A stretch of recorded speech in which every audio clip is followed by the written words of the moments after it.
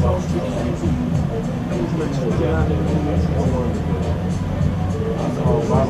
to get sued.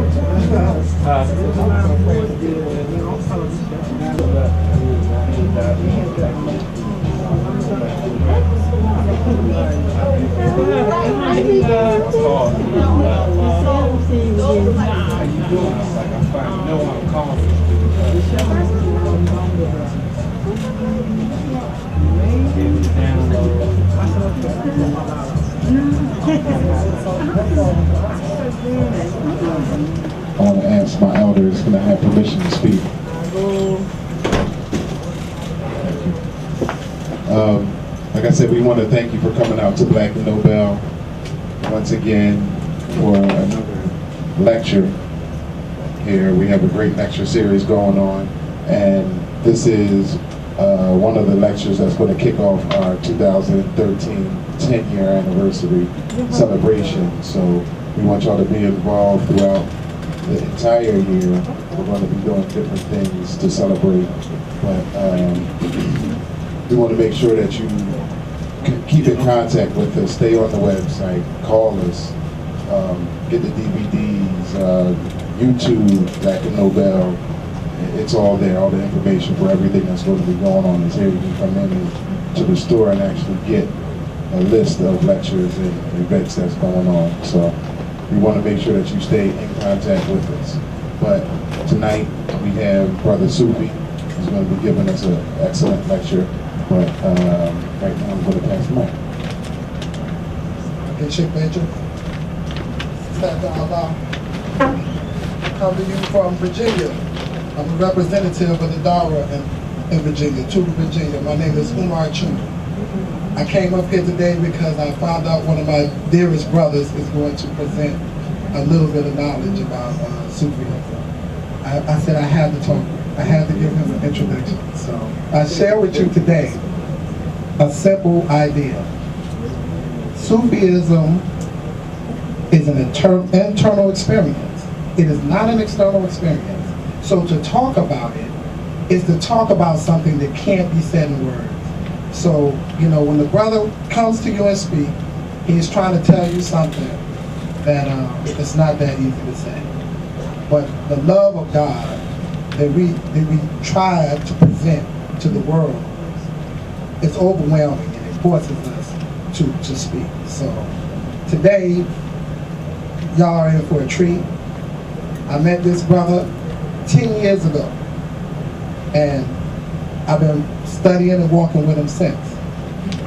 He came to Indianapolis with a knowledge of God through the teachings of a Sheikh Bamba, that we didn't have any knowledge like that. So today, 10 years later, I am standing here and I am professing to you that the way to God is internal.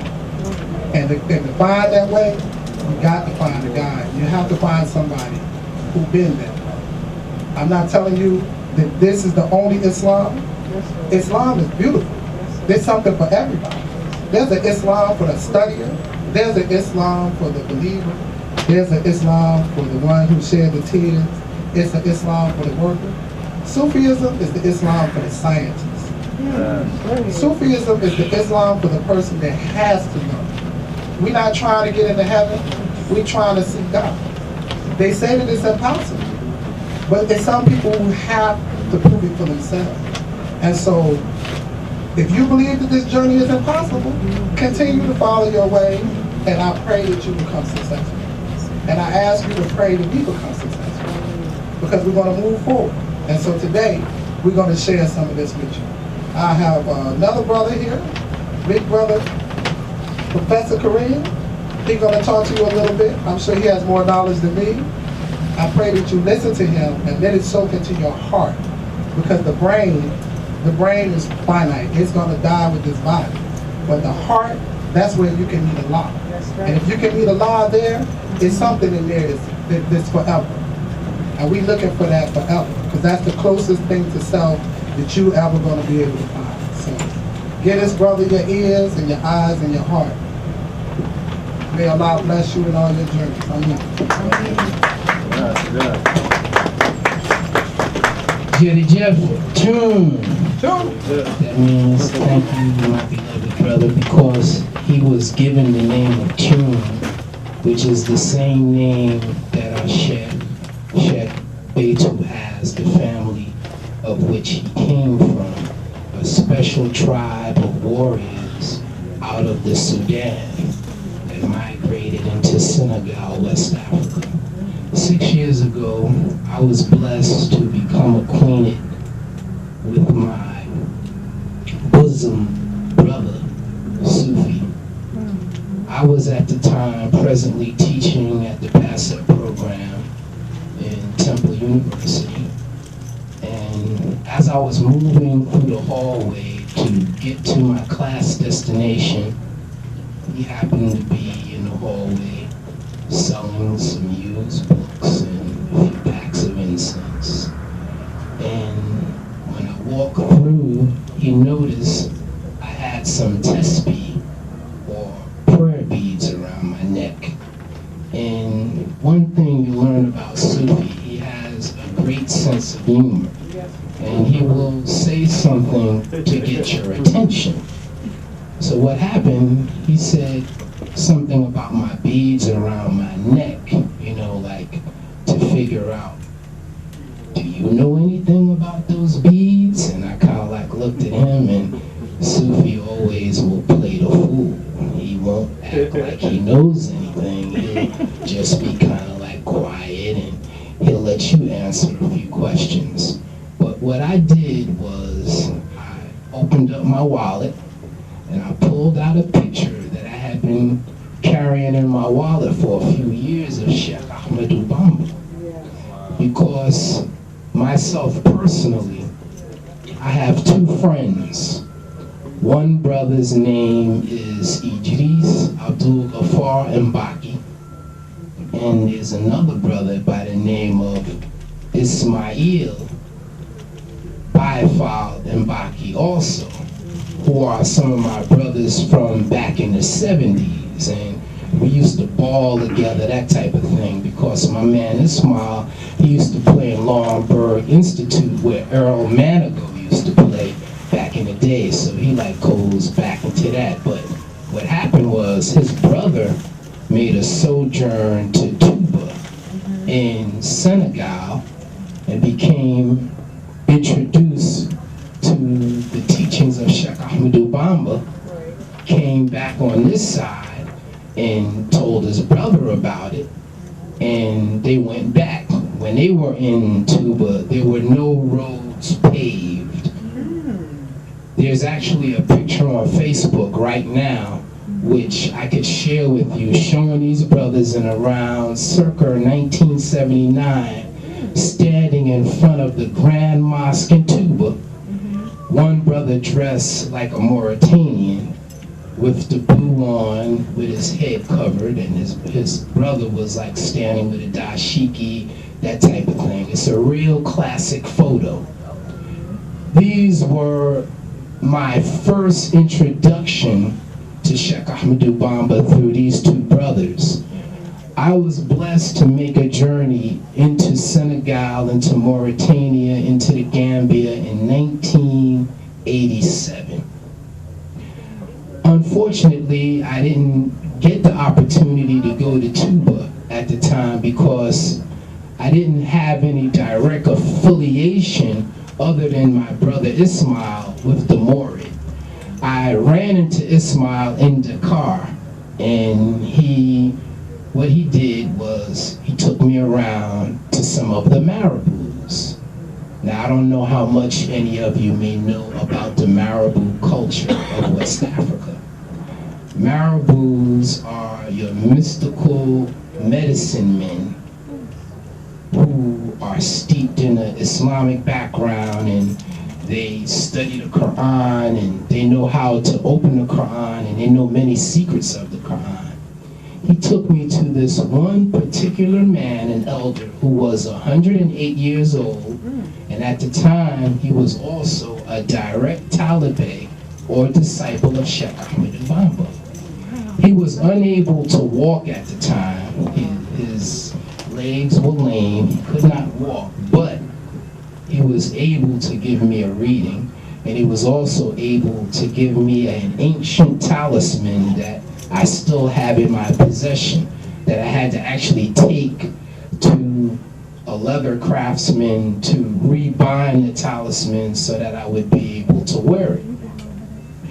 But Ismail took me to all kinds of places, in the huts, and I met people. He took me to the used clothing store where they had like some nice antique robes and those types of things. You know, we did that, and we spent time together, that type of thing. And shortly after that, I had went into Mauritania, because actually I was staying in Medina Kaolack, which is another holy city, but that's like a stronghold of the Tijaniya. Right. Tijanis are another Sufi order, very powerful, distinguished, venerable Sufi order. And after that point, I had went to Mauritania and deep into the Spanish Sahara and spent some time there with some of the Sayyids, the Sharifs, descendants of the Prophet Muhammad, and in Nouakchott, the capital, and all that, and then came back. That's just a little bit of my previous history. But what happened was, when I met my brother Sufi, I became reacquainted with the teachings of Sheikh Bamba. And we started to take these little pilgrimages to 116th Street. And there was a brother by the name of Sar who had a bookstore that he sold books from Tuba, which are the Qasaid of Sheikh Bamba.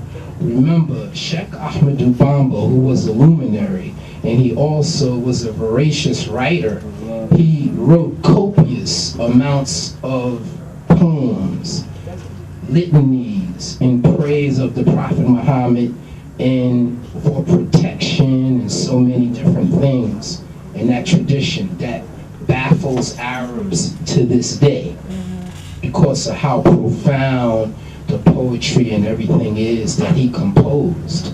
And many of those things Brother Sufi is going to go into, and you'll be able to get many of your questions answered today in relationship to the life and poetry of Sheikh Bamba. So what happened, we started going to New York and buying some of the Qasaid, and I started reading some of the Qasaid, and I started getting certain kind of benefits and clearings of energy and epiphanies, and I would be reading my Qasaid when I'm in the marketplace, and people would come to my booth and they would make a purchase, and they would give me like $20, and what they had was only maybe $7, and they would just walk away and leave all of the money with me. And I was like saying, man, what is it? I've become a money magnet. So I had to run and catch him and say, brother, here's your change. And it happened several times. I started to really say, boy, I'm really touching on something, especially when you read stuff like Jesbel Kulu and Mahayabul Nafi and those types of Qasaid are very, very powerful, and it starts to purify you. You start to look at things from a different perspective and all of those types of things. So we started running together, and then we met a few marabouts. We would go to the Sheikh Bamba house, sleep overnight, go visit one of the marabouts, and they would give us some Zikrs and different things. So it was very fascinating, and it was stimulating, and it's a blessing to be able to see somebody from Africa that looks like you, that you feel a connection to, and you receive all of this benefit from what you receive. And it's not coming from the so-called Arabized type of philosophy, which is many times outside the box of our reality. Our reality is different. We have needs that are different than other people. Because Sheikh Bamba said that his true followers would not speak Wolof. This is what he said. And now, many of us, as a couple of our sisters were blessed to go to the Magal in Senegal, Touba, Senegal this year, to go for the praise and the worship and all of those different things. And many of us, we want to be able to make that sojourn as well. Our brother Sufi was able to spend time in the continent amongst the Shuyukh, amongst the Marabouts, and was able to learn many things for 2 years of time. He made several journeys, I think approximately 8 journeys, going back and forth to Senegal since the time of 1996, since that time. And he has a lot of information to share with all of us today, and we're very thankful that Allah subhanahu wa ta'ala in his divine wisdom brought him into our midst, because not only do we receive plenty of laughs, but we also receive the ilm, the knowledge, and that's really a blessing. So without further ado, can we all give a big up to our brother Sufi?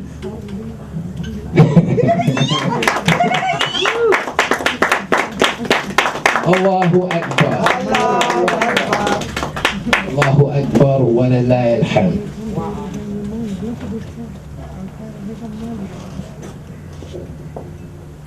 Get up.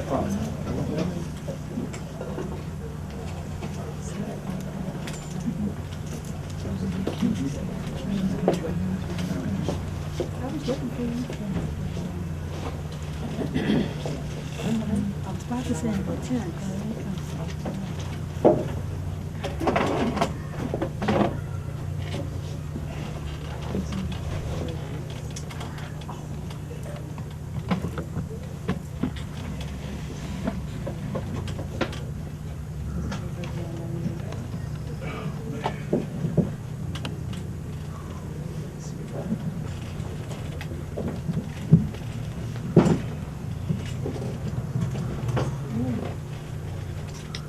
أعوذ بالله من الشيطان الرجيم وإني أعوذ بك وذريتها من الشيطان الرجيم ربي أعوذ بك من همزات الشياطين وأعوذ بك رب أن يحضرون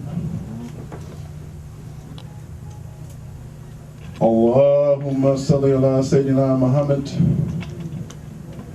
الفاتح لما أغلق والكاتم لما سبق ناصر الحق بالحق والهادي إلى صراطك المستقيم وعلى آله حق قدره والمقدار العظيم محب نافي في مدى الشافي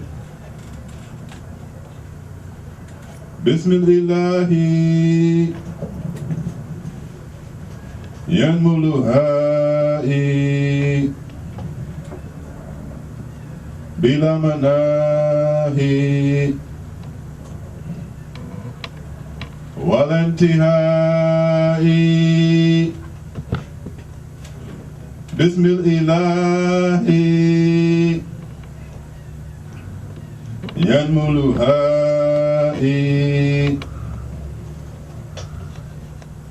بلا مناهي ولا انتهاء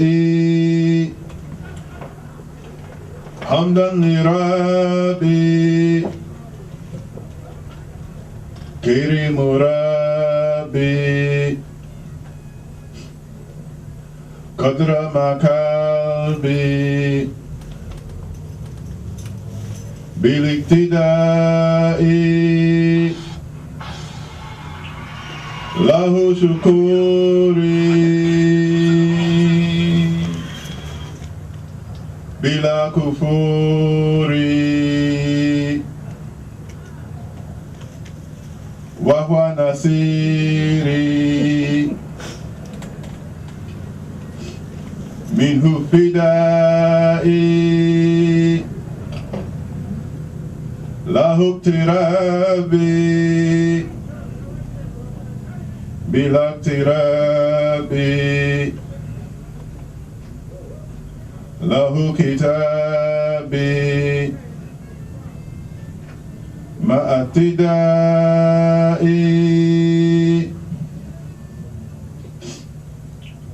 Assalamu alaikum wa rahmatullahi wa barakatuh. May the peace and blessings of Allah, the Lord of the worlds, be upon you. I wanted to start with some writings of our Sheikh Ahmadu Bamba. And this is his picture. I don't know if you know about the master Sheikh Ahmadu Bamba, but they took more than 100 pictures of him. His family took pictures of him. The French army took pictures of him. And he never showed up on the camera. Every time they would get the pictures developed, he wouldn't be on the film. Until one day in the city of Nobel, Senegal, the family said, Sheikh, we've taken so many pictures of you, and you never show up on camera. And your story is so miraculous. It's so mystical that if we don't have at least one picture of you,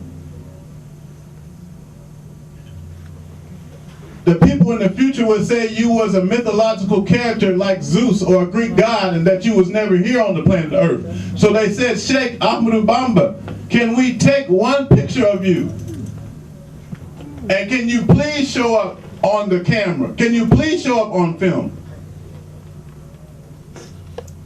And this is the only picture you'll find of Sheikh Ahmadu Bamba. We are here to talk about something that is very rare. Very, very rare, very precious, very special. One of the ancient Sufi masters said that if he could find a science that was greater than Sufism, he would have crawled to it on his knees. One of the masters said if he knew of a science that was higher than the Sufi way, he said, I would have crawled to it on my knees. Sufism is like, well, I can say in America. In America, in the West, Sufism is like the Loch Ness Monster or some mythological creature in the forest. It's like Bigfoot. People say, did you see it? Have you seen Sufism? Have you seen Sufism? Yeah, I seen Sufism. He was catching a bus on Broad Gerard. No, that was the brother's name, Sufi. That wasn't Sufism. Sufism is like very unknown in the West. But if you go to Mauritania or Morocco or West Africa, South Africa, China, Malaysia, Indonesia, you go to countries, India, Pakistan, you go to countries outside of America, you'll find Sufism very prevalent there. There once was a Sufi who lived in the city where I was from, named Zaid. Zaid was from Pakistan. And I was a young buck, 5%er, peace to the gods and earths. I was trying to find out about Sufism because I came through a nation where they taught that man was God and the 5%ers. I didn't know about Al-Islam and Ashhadu an la ilaha illallah, Ashhadu anna Muhammadur Rasulullah. I just didn't believe in a mystery God. So I heard about this esoteric way of Sufism. And there was a man from Pakistan who they said was a Sufi. You know, that monster in the woods. I said, okay, I'm going to go talk to him. He had a store in Indianapolis. He sold halal meat. So I went to his store. And I says to the brother, peace, straight up, I said, are you a Sufi? The brother said, no, I'm not a Sufi, I'm not a Sufi. I said, well, do you know anything about Sufism? Can you just tell me something about the Sufi way? He said, oh, that's back in my country. We don't do that here in America. That was back in my country. And he started telling me He said, the Sufi, you have to have a sheikh. You have to have a sheikh. Right. And he said the sheikh in his country would sit in the center of the circle, and all the Sufis would sit around him, and he said the sheikh would give each one a different zikr. And one would be saying, Ya Allah, Ya Allah, Ya Allah. The other one might say, Ya Rahman, Ya Rahman, Ya Rahman, Ya Rahim. The other one might be saying, Ya Malik, Ya Malik, Ya Malik. The other one, Ya Qudus, Ya Qudus, Ya Qudus. So they would sit with the sheikh, and he would give each one a different zikr, and they would recite these zikrs. But then he said, but no, not like the imam in the mosque. Not like the imam here in the mosque. It's not like the Islam here. It's more spiritual. It's back in my country. The same man who said he wasn't a Sufi, about 8 years later, they opened a Sufi mosque. Guess who was the leader of it? I went to the Sufi mosque. He in there leading the salat, leading the prayer, giving the talk. The same man told me, no, I'm not a Sufi. He ended up being the head one in the city. So, Sufis are storytellers. I'm glad there's mostly adults here. There once was a Sufi who lived naked on the island. He didn't have any clothes. He lived off the fruits of the island. Every now and then he might get a fish that would come in the water. But he had no clothes whatsoever. And then the mainstream Muslims who lived inland, they said, oh God, we heard it's this crazy Sufi. He lived on the island with no clothes. That's haram. Astaghfirullah. Astaghfirullah azim wa atubu ilayh. We seek the repentance, the forgiveness of Allah until Allah repent. So the Sheikh of the law, the Sharia said, we need to go chastise this Sufi. He can't be on that island by himself with no clothes. That's haram. Islam, you have to cover at least 3/4 of your body. That's haram. That's against the Sharia. Let's go talk to him. So the Sheikh of the Islamic law, which we call Sharia, he got his students together. They got in a boat and they rowed out there to the island. Sure enough, they found the Sufi naked on the beach. They seen him, astaghfirullah, ya aki, fisabilillah, by the pleasure of Allah, please, can you put some clothes on? He said, well, I don't have any clothes. Do you have any that you can give me, inshallah? Right. They said, yes, we brought a turban for your head, a thobe, and we bought you the wraparound, the pants. He said, thank you, you're so kind, now I can put some clothes. I always wanted some clothes, but I didn't have clothes to wear. Thank you, you're so kind. They said, okay, we're gonna go now. When we leave, you can put the clothes on. So the Sheikh and his students, they start rowing the boat back to land. Guess what happened? The Sufi guy took the part that was for the head, the turban, and wrapped it around his waist, and the part that was for his waist, he wrapped it around his head. He said, no, this ain't right. He started running across the water, and he caught the boat. Wow. Running on the water. Hey, wait. I don't know which was for my waist, and I don't know which one is for my head. Can you guys tell me which one of these is supposed to be for my waist and which one is the turban? And he's standing on the water. The Sheikh said, you know what? That's okay. You really don't need these. We're so sorry. We ask your forgiveness. We didn't know you had this station. We're so sorry. Please forgive us. You can go back on the island. This is the difference between what we call Sharia, Tariqat, Hakikat, and Marifat.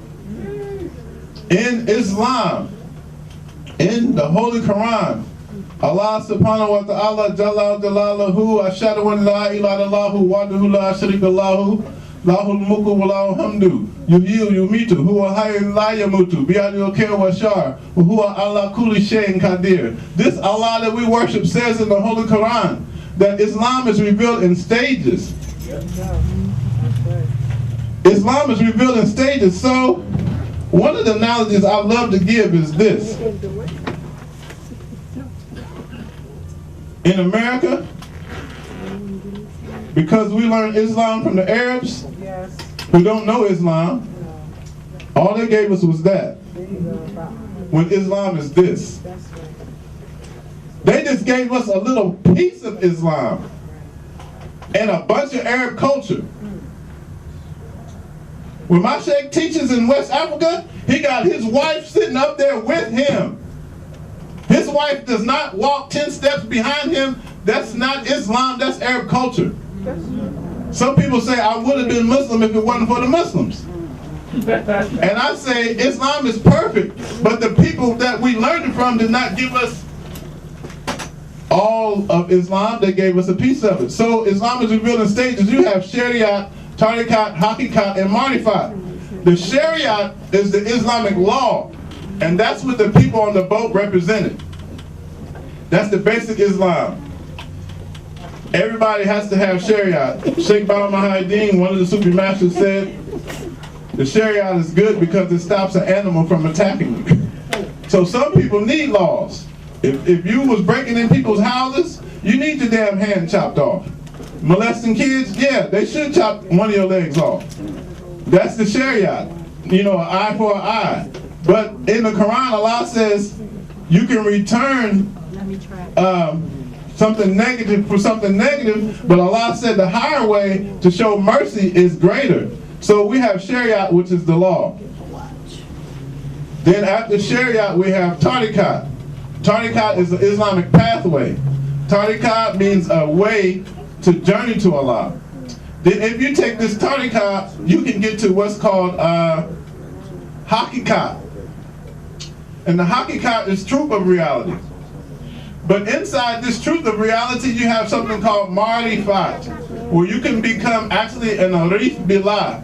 Arif Billah is someone who has gnosis, someone who knows God. So when you have Marifat, you become a Arif, you become a knower of Allah. Walking on water is not anything to you.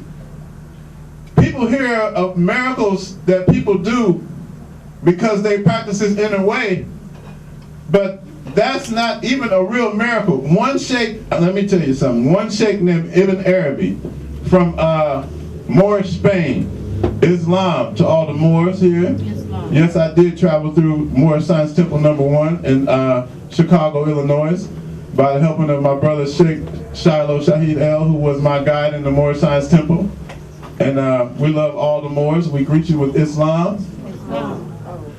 And with this Shariat, Tariqat, Hakikat, and Marifat, you will find different levels of Islam. Before I go any further, does anybody have any questions? Yes. I never heard those phrases before.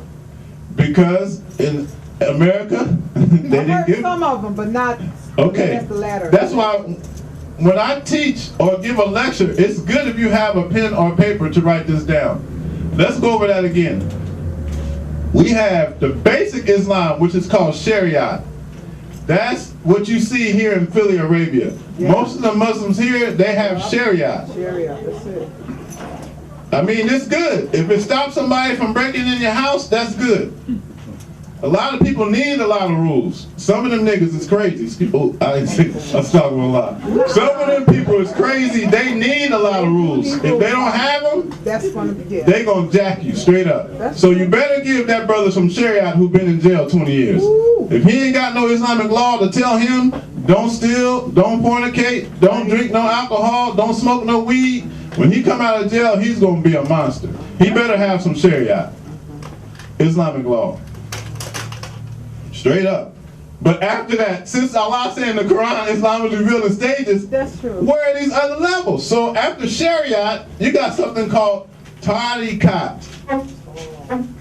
There's many, every Sufi order is called a Tariqat. Tariqat means pathway. Imagine if the Shariat was an outside of a circle, and the Tariqat is a spoke going to the center of the circle.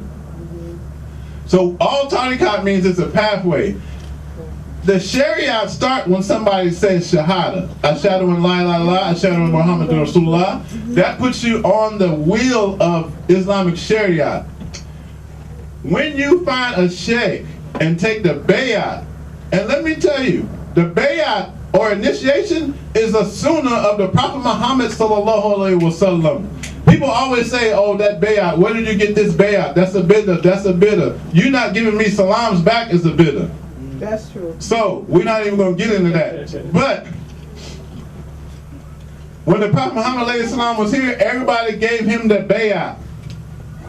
When the Prophet Muhammad left his body, the next Khalifa was Abu Bakr. That's true. Everybody came to Abu Bakr and gave him their bayat. When Abu Bakr left, then came Uthman. Everybody came to Uthman and gave him their bayat. When Uthman left, Omar. Abu Bakr, Omar, Uthman, and Ali. Thank you, Sheikh. See, some of us have more knowledge than those who are speaking. So, and I don't know why they gave me that nice introduction. I was like, man, I like to meet this guy. He sounds deep. Goodness gracious. That brother Sufi, I'm going to shake his hand. That brother sounds deep. I want to meet him. I'm up here, can't even get the 4 Khalifas right. That's okay. Abu Bakr, Omar, Uthman, and then the 4th one who was Ali, may Allah sanctify his face, they came and gave the bayat to Ali. So this was something that Prophet Muhammad did, and Prophet Muhammad, peace be upon him, went so far to say in the hadith, whoever is in Islam and they die without giving someone their bayat, they die in a state of jahiliyyah. They die in a state of ignorance. If you don't give your bayat to a sheikh, the Prophet Muhammad ﷺ or imam says you die in a state of jahiliyyah, ignorance. Then to back that up, where is that in the Quran, brother? Well, Allah says in the Quran, those who swore their allegiance to you, surely they swore their allegiance to me, Allah, and it is the hand of Allah is above their hands. And the bayat is actually to me, Allah. It's right in, I think, Surah 56, the surah after Surah 48, Al-Victory, Al-Fatah. Surah 48, Al-Fatah. If you look in that surah, it mentioned the bayat 2 times. And then there's another verse in Quran where Allah says, subhanahu wa ta'ala, they will be called on the day of judgment with the imam that they are following. So if you don't have an imam or a leader or a sheikh that you're following, you will be called by yourself on the day of judgment. And I always tell people, look, it's safer to have a lawyer if you go downtown to a court. True. If you don't want to go downtown to this man's court without a lawyer, what makes you think you want to go in front of Allah without a lawyer? And then, this is a deep subject. Let's get back to the Sufism. So we got Shariat, Tariqat. Shariat start when you take Shahada. The pathway starts when you take the bayat. You find a sheikh, you take the bayat, he gives you initiation, the initiatic chain. And most Sufi orders, people say Sufism is not the Sunnah. Well, listen. The bayat goes from one sheikh to another sheikh to another sheikh to another sheikh, all the way back to Abu Bakr or Ali, and then straight to Prophet Muhammad alayhi salam. That's how you know if you're in an authentic Sufi order. They must have a silsila, a chain of masters that can tell you this master took it from this master, who took it from this master, who took it from this master, who took it from Abu Bakr or Ali, who took it straight from Prophet Muhammad alayhi salam. So there's no way somebody can come and say that this Sufi way is not the Sunnah when it goes straight back to the Prophet Muhammad alayhi salam. The blessing of our tariqah is that when you take the initiation in our order, it doesn't, the average Sufi order, it takes 40 sheikhs. They will give you a list of 40 sheikhs to get back to the Prophet Muhammad alayhi salam. In our order, when you take the bayat, it goes from you to the living master, Sheikh Becho, to one more sheikh, Serene Saliu, to Sheikh Bamba, to Prophet Muhammad.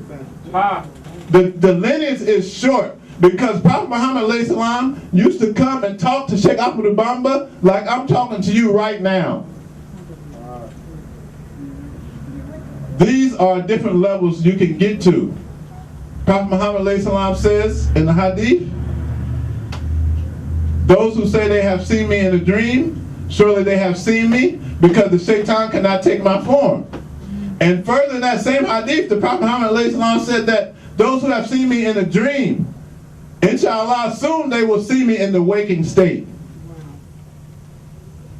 Soon they will see me in the waking state. Me, somebody who was born in Indianapolis, Indiana, eating pork chops and bacon. I know people who have seen Prophet Muhammad in broad daylight, who have seen him while they were awake.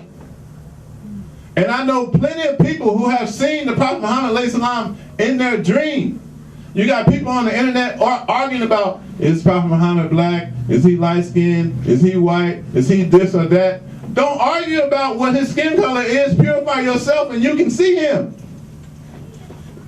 You know, it's something I can tell you right now, but since we don't know who's watching on the internet, it's better to be quiet. Sufism is a secret. I cannot tell you everything that I want to tell you right now. But if you were to visit our Sufi school, I can tell you some things that'll blow your dome off. I'm trying to just give 90% of the teaching. Because one time, my master Sheikh Bamba was giving a talk in a village in West Africa. Sheikh Bamba was giving a talk in the village. He was going in, going in, going in. A man ran into the ceremony and said, "Stop! Stop! Don't say what you get ready to say next. Don't say it." He said, "I just came from the big master. I just came from Stream Saliu, from about 5 hours away. The Sheikh sent me to you in the village and told me to tell you, stop.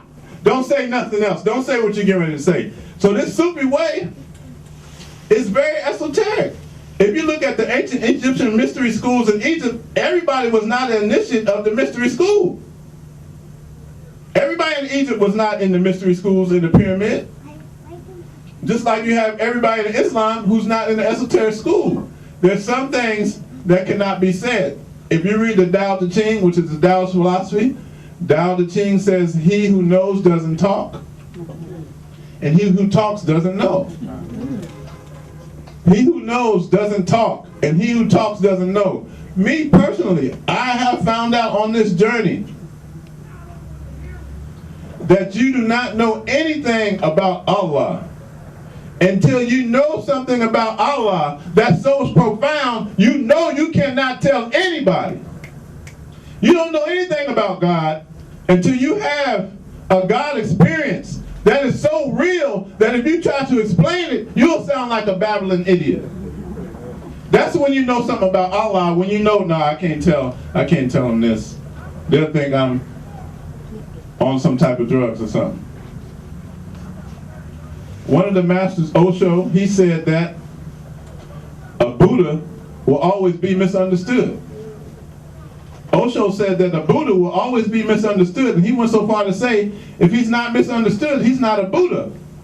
Buddha means one who is awakened. He said because the Buddha is bringing you some concepts from beyond the mind, and you're trying to analyze it with the mind, and you won't be able to understand these concepts that are beyond the mind that the Buddha is bringing from beyond the mind, trying to analyze it with your mind. So sometimes the way of the Sufi takes a while to understand. We have people who come to visit our circle, then they call and say, brother, that was like a foreign language. I did not know what y'all was talking about, but it felt good.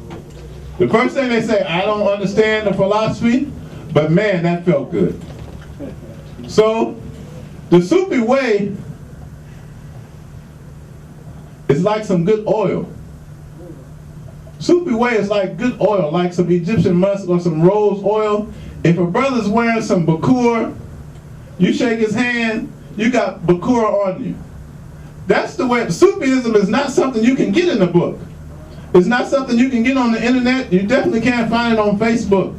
Sufism is something you have to get from somebody who has it. It's like a fragrance that comes to you.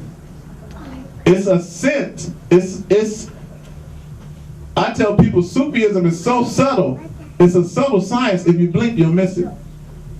Because the Sufi way is really the alchemy of the soul. Sufism is turning your base qualities into divine attributes of God. Sufism is turning your base human nature into the divine attributes of Allah. One of the teachers who came, Nobel Ali, I think he said it best because he said that the 99 names of Allah are latent inside of you dormant on the plane of the soul. This is actual Sufi teaching. That's straight up Sufi philosophy.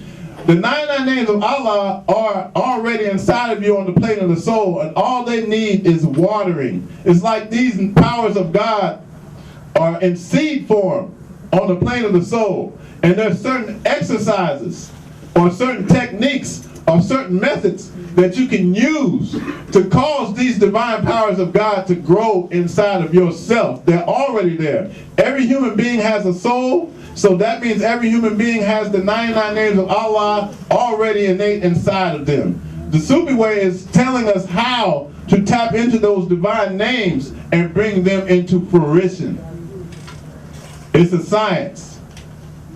So we talked about the Shariat, Tariqat, Hakikat. Hakikat comes from Allah's name Al-Haq, which means the truth of reality. The truth of reality is found in the statement La ilaha illallah, which means exoterically, La ilaha illallah means there's none worthy of worship but Allah. There's none worthy of worship but God. That's exoteric.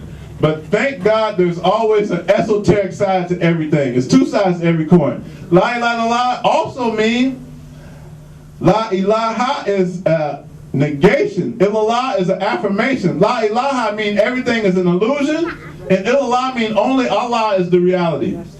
La ilaha, everything is an illusion. Illallah means only Allah is the reality. People have it twisted. We don't have a real concept of creation, the universe, and self. We don't have the true reality of God, self, the universe, and creation. Imagine a being that is formless, beyond time and space, existing by herself. Did I say herself? Yes, you did. We worship the divine feminine. I'm sorry. I don't want no God that's mean, that's going to crash somebody for committing some sins. The God that we worship is more of a feminine nature than a masculine nature that you find in that European's Bible. That's why they give a show on the Bible, they say the greatest story ever told, because it's a story. There's not too much facts in that joint. Honorable Elijah Muhammad said the Bible is more poisonous than a rattlesnake, and you better go in there with some knowledge of self to get the true essence of it. That's what Honorable Elijah Muhammad said. So we have this teaching that's esoteric, that's not known by the masses.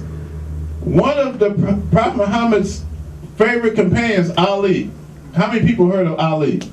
He's the fourth Khalifa, Abu Bakr, Omar, Uthman, and Ali. Yes. After the Prophet Muhammad left his body, I think it was 663 AD or 662 AD? 662? 632. 632. Yes. The companions came to Ali and said, Ali. Now this is somebody who was with Prophet Muhammad all the time. They came to Ali and said, Ali, can you give us some teachings that you got from Muhammad? Peace be upon him, alayhi salam. Ali said, I have received 2 branches of knowledge from Muhammad. Ali said, the first branch that I learned from the Prophet Muhammad, if I teach it to you, you say, Alhamdulillah, mashallah, you're a good Muslim, Alhamdulillah, this is good Islam. But Ali said, the second branch of knowledge that I got from Prophet Muhammad, if I teach you the first letter of it, you'll cut my throat and say I'm a heretic.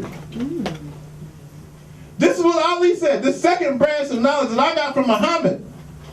If I teach you the first letter, you'll cut my throat and say I'm a heretic. So what kind of Islam is this that he got from Prophet Muhammad that people would say, no, that's not inside of Islam? This must be something very esoteric that's not taught to the masses. And here we have a companion of Prophet Muhammad who had this knowledge, and Prophet Muhammad said, I am the city of knowledge, and Ali is my gate. Giving you some idea of what Ali represented in Islam. Prophet Muhammad ﷺ said, I'm the city of knowledge, and Ali is my gate. To be a Sufi, you have to study. You have to study. You have to study. Our Sheikh Bamba says, Do not go into the esoteric way of Islam until you first have mastered fiqh, Islamic law, tawheed, the knowledge of oneness of God, and the proper aqidah, or the correct belief in Allah. The Sheikh said, don't even go into this esoteric way until you know fiqh, aqidah, and tawheed. He said you must have these three sciences, which is how to do the basic Islam first. You must know about the oneness of God first. And then you must know the 6 principles in detail. We believe in Allah, the prophets, the angels, the books, the day of judgment, and the divine decree. You must know all these things before you can go into the esoteric path. The Sheikh said, if you do not know these basic fundamentals of Islam, you will never be able to swim in the ocean of hakikat. And that's where we are right now. Hakikat. Hakikat is saying that Allah is the only reality. Sufis are storytellers. There's one Sufi mystic who had one disciple, and he went to a city with this one disciple, and they was like, what kind of sheikh are you? You only got one disciple? All these other sheikhs, they got hundreds of disciples. You got one disciple?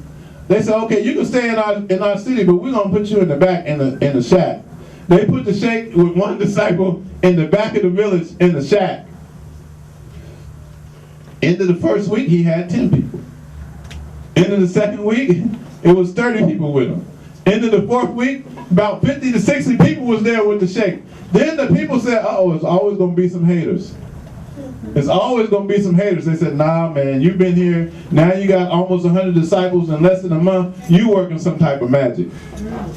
What kind of Islam are you practicing? You doing some magic. You got too many people coming to this shack. What are you doing? They called him to court. The sheikh said, well, if I'm going to be in court, I need the one disciple that I came with to come in the courtroom with me so I can show you what I'm teaching. They said, okay, bring them to court tomorrow at a certain time. So the sheikh walked into the courtroom. The whole village was there. They was watching the court procedures. The sheikh sat down. His disciple sat down. True story, real talk, as they say in North Philly. The sheikh said, La ilaha, and the disciple disappeared. The judge was like, Then the sheikh said, Illallahu, the disciple reappeared. They was like, Then the sheikh said, La ilaha, the whole audience disappeared. The judge was like, Then the sheikh said, Illallahu, the whole crowd came back. He's like, damn, what the hell is going on? Then the sheikh, the third time he said, La ilaha, the judge, the crowd, everybody disappeared. It was him and the disciple sitting there. When he said illallahu, everybody came back. They knew he was a real master. This is the essence of La ilaha illallah. We don't have a clue how powerful this prayer of La ilaha illallah is. Prophet Muhammad said the greatest thing any prophet ever brought to mankind was La ilaha illallah, which means there's only one God. It also means that God is the only reality. And people who have manifested this can use this La ilaha illallah for many mystical things. That's Shariat, Tariqat, Hakikat. Now the issue is, Hakikat is so beautiful, the ocean of Allah's oneness is so beautiful that when you get to this realization that you don't exist and only Allah is real, you think you have arrived. But you've only got to the tip of the ocean. You just put your feet in the ocean of God's oneness and said all this is illusion, God's the only reality. There's one more step. Inside of this ocean of God's reality is a pearl in the bottom of the ocean. Deep in the bottom of the ocean. First time I saw Allah, yeah, I seen God. First time I saw Allah, let me just say this. It's very possible to see Allah. I'm somebody who has seen God. Not somebody who believes in God. I'm somebody that has seen Allah, and I know this reality. And what this being said to me is, I am a secret deep inside of your heart. Know me and worship me before you leave this planet Earth. This is what I receive. Allah said, I am a secret deep within your heart. What did Nobel Ali say? Said the closest place to me to Allah is in your heart. I'm a secret deep within your heart. Know me and worship me before you leave this earth. And then Prophet Muhammad alayhi salam come and say in the hadith, the sun, moon, and the stars, and the entire universe. Allah cannot fit into these things, but Allah fits into the hearts of those who believe in Him. The Prophet Muhammad said, Allah cannot fit into the universe, but Allah fit into the heart of those who believe in Him. So this is telling us that the heart is greater than the universe. Do you have any idea of the capacity of who you are? I know they got the books over here, Muhammad Ashby's, these books on Egyptian philosophy. This Sufi way is the same thing they taught in the Egyptian pyramids in the Islamic context. It's the exact same thing that the Hierophant, does anybody know what a Hierophant is?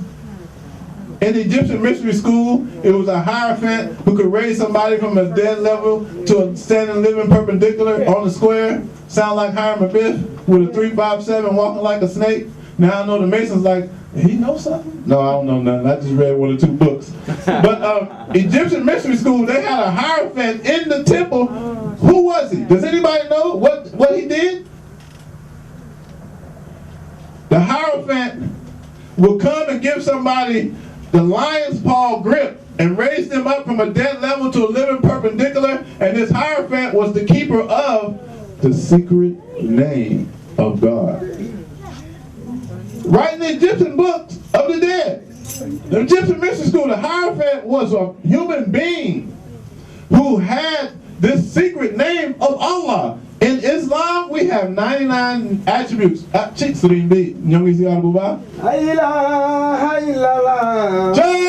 Muhammadur Rasulillah Sheikh Bamba. There is definitely bottom tuba. Chiwai Dimalima. La ilaha illallah Muhammadur Rasulillah Sallallahu ta'ala alayhi wa sallama. La ilaha illallah Muhammadur Rasulillah Sallallahu ta'ala alayhi wa sallama. Sallallahu ta'ala alayhi wa sallama. Naka waa kër ga léegi ci dem bàyyi yàlla na ma waaw mi ngi ci liggéey yéen a ma dëgg yaay taw fekk dégg nga jeex na baax na alhamdulilah waaw jërëjëf Serigne Touba moom bokk ci de bu ma ñëwee fii ci waxtaan ak ñoom dama bëgg a wax kii kan la wallahi mais Serigne Touba bokk la ku musta ñëw ci jamono wallahi parce que moom mooy indi lii mooy indi Cheikh Ibra Fall mooy indi Touba mooy indi Malibu Fawzeyni mooy indi lépp Serigne Touba bilaay moom bokk ci ndax kii jóge Touba ba waaw xam na loolu dem na Touba gis waaye soxna si naa nga def naka waa sama dëkk bi gis na Serigne Touba foofu la ci Serigne Touba bokk ci Cheikh Ibra Fall no it's too much I know murid day dano my friend Sheikh Mbaki Drame is from Senegal. He's a member of our Sufi order. Sona Khadija Baifals from our Sufi order. Sheikh Ibrahim and Sona Sultana is a member of our Sufi order from California who lives in Philadelphia now, and she just came back from the holy city of Tuba in Senegal, West Africa. Allahu Akbar. I can't wait to hear some of your stories. You glowing. She's sitting Tuba. She was there. How long were you there in Africa? About 2 weeks. She was over there 2 weeks. Anybody who went to the Sheikh city, they were changed. I'm ready to stop this lecture right now and go to our house and drink some coffee and hear what she got to say. Because I know she had some mystical experiences. So we was in Shariat, Tariqat, Hakikat. Marifat is that pearl in the ocean where you will know that the one you are worshiping is your true self. The Prophet Muhammad says, he who knows himself knows his Lord. He who knows himself knows Allah. Someone came to Sheikh Bamba and said, Sheikh Bamba, they told me you can show me God. Sheikh Bamba said, show me yourself. The man pointed to his face. Sheikh said, no, that's not you. The man pointed to his chest. He said, no, that's not you. The man pointed to different parts of the body. Sheikh Bamba said, no, that's not you. Sheikh Bamba said, go and find yourself. And when you can come back and show me yourself, I can show you God. That's what the Sheikh told him. Go and find yourself. The Sufis say, I was on a journey to find God and I found myself. I went on a journey to find myself and I found God. One Sheikh Bamba, he went so far as to say, only Allah can worship Allah. Only Allah can worship Allah. That aspect of yourself that wants to know God is God. So this Marifat is a pearl inside of the ocean where you will know that this being that you are worshiping is not other than your true self. You are not the body, you are not the mind, you are not your emotions, you are not a being that has a birth and a being that will die. You are an eternal spiritual being inhabiting a physical house called the body. You're not a being that has a soul, you're a soul that has a body. It's a big difference. This body right here will go into the dirt, but this soul will live eternally with Allah. There's no birth and death for the soul. People get it twisted. They start to identify with the physical body, and they think they have a birth, and they think that one day they'll die. They have a false knowledge of self. When all the Egyptian pyramids on the outside, it said what? Know thyself. The Prophet Muhammad went so far as to say that Allah said in one hadith Qudsi, know me before you worship me. We should know Allah before we worship Allah. When you get to that last state of Marifat, you will have divine knowledge of this being Allah who is one, without a second. Allah exists by himself, without any other beings in existence. Does anybody have any other questions before we say a little bit more? Yes. I wanted you to go back to that boat that you were talking about with the man that walked on the water and relate that to the other aspects. Because you mentioned how the Shariat was the people in the boat, but I didn't get the rest of the story. There's a story to explain this. In Islam, we have Iman. How many people know what Iman is? We have faith. But higher than faith, there's something called Yaqeen. Yaqeen is certainty. It's good to have Iman. Yeah, we Imanullah. We believe in Allah. But you can travel in a way till you get Yaqeenullah, which is you become certain that there is a God. You become certain in Allah. A person. Bismillahirrahmanirrahim. You have to study Islam because we have what's called a Muslim, a Mu'min, and a Muslim. How many people heard these three terms? You have Muslim, Mu'min, and Muslim. Our way is based on Iman, Islam, and ihsan. Somebody who has Islam is a Muslim. The problem is you can be Muslim today and not be Muslim tomorrow. Because you don't, Iman is not. There's a verse in the Quran where Allah is chastising the desert Arabs. He says, say that you are Muslims, but don't say that you believe, because Iman has not yet entered into your hearts. Until this faith in Allah enters in your heart, you're just Muslim. You meet so many people who say, man, yeah, I used to be Muslim. Yeah, I used to practice Islam. Used to practice Islam? First of all, Islam is not a religion, it's a way of life that gives you peace. A lot of people, the problem is, Islam is perfect, but the people who practice it aren't. So we never really see Islam. We see somebody's habits who has a Muslim name, and we think that's Islam, and that doesn't have anything to do with the pure way of life that the Prophet Muhammad ﷺ brought. So you can be Muslim today and not tomorrow. But if that Iman, that faith enters into your heart, you become a Mu'min. And once you become a Mu'min, you'll never leave Islam. Because one of Allah's 99 attributes is Allah says me, I'm al-Mu'min. If you study these 99 attributes, one of God's name is the true believer. Allah say me, I'm the al-Mu'min, I'm the true believer. This person has gone beyond basic Islam. Now they have Iman, they become a Mu'min, but there's a third station higher than that called ihsan. And in Surah Ar-Rahman, Allah says, how jazal ihsan ihsan. Surely the reward of ihsan is ihsan. Surely the reward of goodness is goodness. This ihsan is what Sheikh Bamba is bringing. Sheikh Bamba said your iman and your Islam are made perfect by ihsan.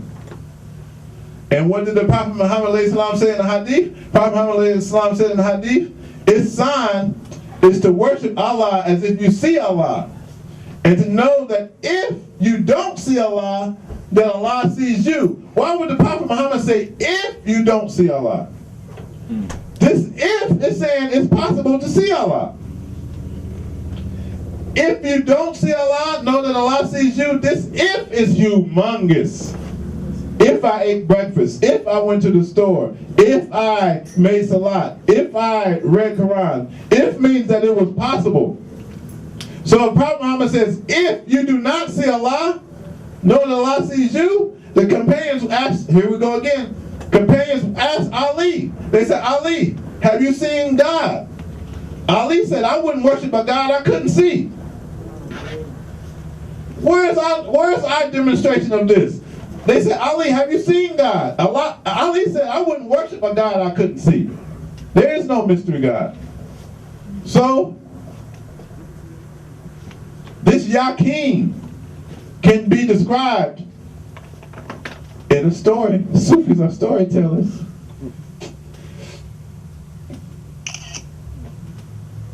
There's so many stories I could tell. So many stories. How many people heard the story, God is like an elephant in a dark room? I'm going to tell the one about Yaqeen first. First there was a person. Yaqeen is certainty. There's three levels. You have ilmul yaqeen, ainul yaqeen, and haqqul yaqeen. I know these are Arabic words. Ilmul yaqeen is knowledge of certainty. Ainul yaqeen is sight of certainty. You saw something yourself. I've seen some signs. Haqqul yaqeen is you become that which you believe in. Ilmul yaqeen, there was a man who had read some books about a fire. This is an allegory. Allegory is a story inside of a story. I'm going to tell this story, then I'm going to ask somebody in the audience to give me the meaning of this. Listen closely. There was a man who read some books about a fire. From his reading, he had ilmul yaqeen. He had knowledge of certainty. Then he said, no, that ain't good enough. That ain't good enough. These books about the fire is not enough. I need to see some fire. The man put the books down, went on a journey.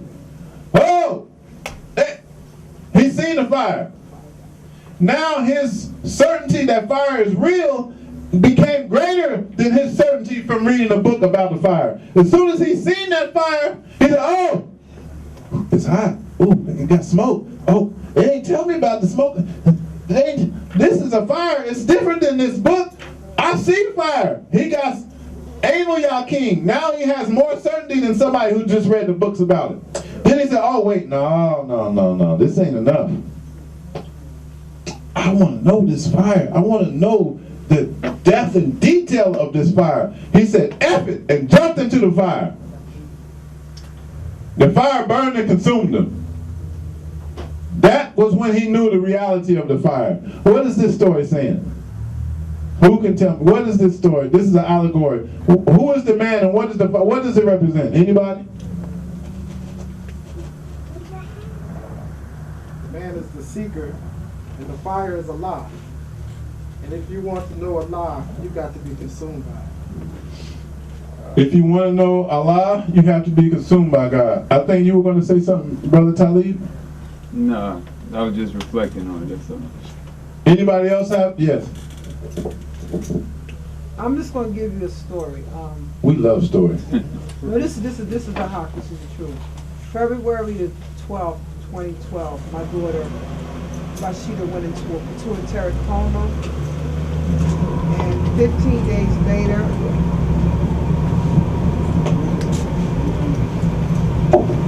Bismillahirrahmanirrahim.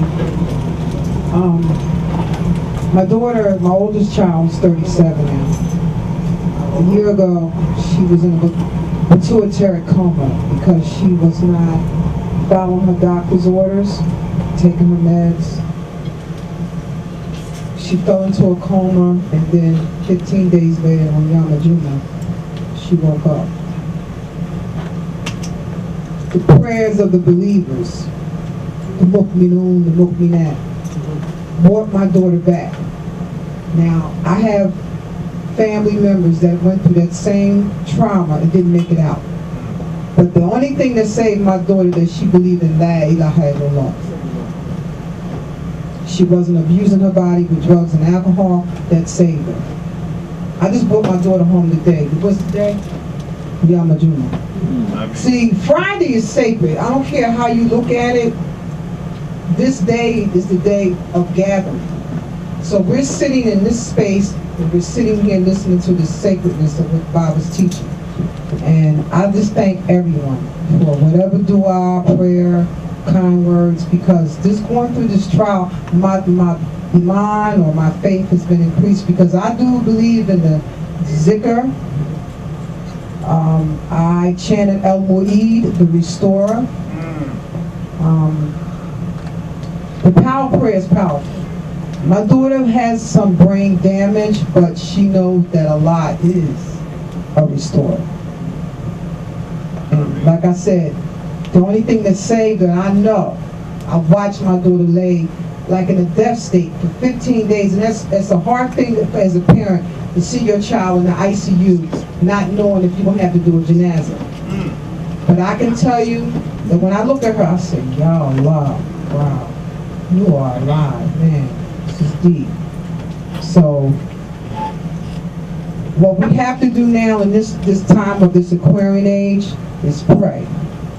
We have to believe. It's like what they say, the faith of the mustard seed, Robert Sufi. I mean, so I'm a believer and I'm a knower. I mean, Because my daughter is alive. I mean, And I was in that ICU. My daughter stayed in the neurology department for almost 3 months. But she's alive. Alhamdulillah.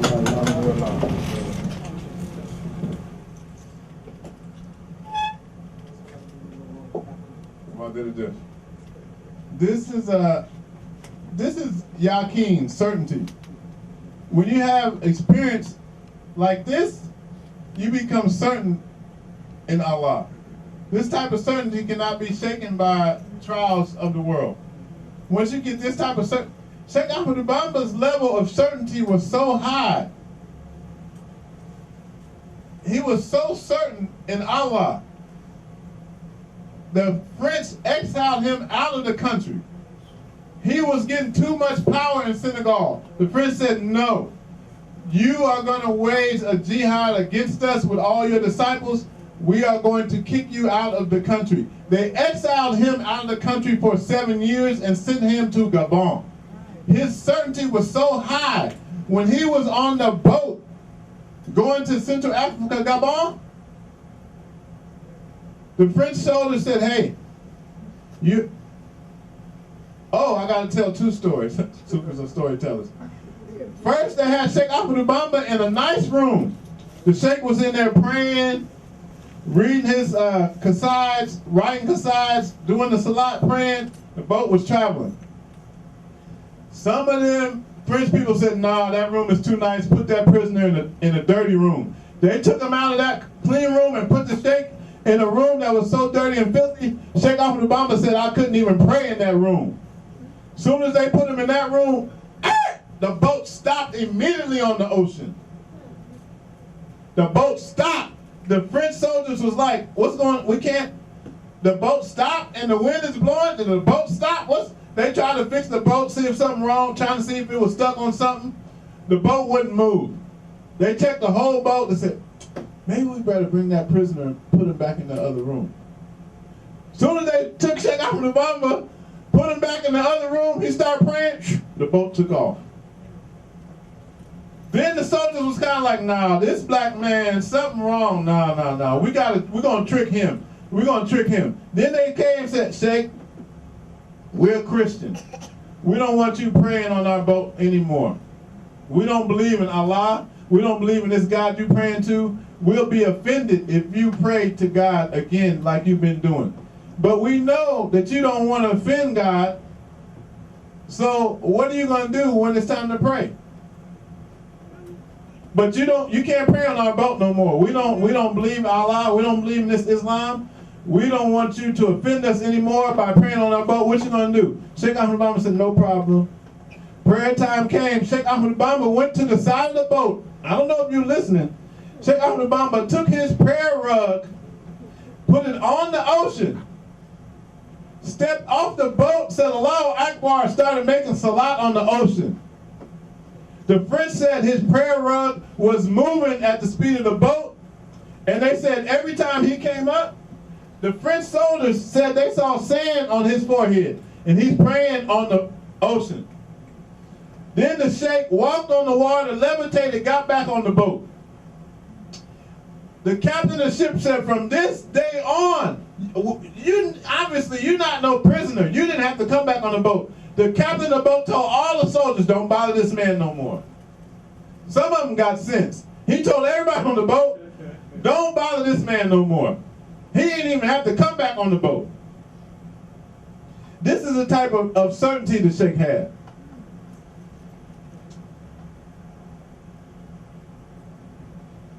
The Sufi way,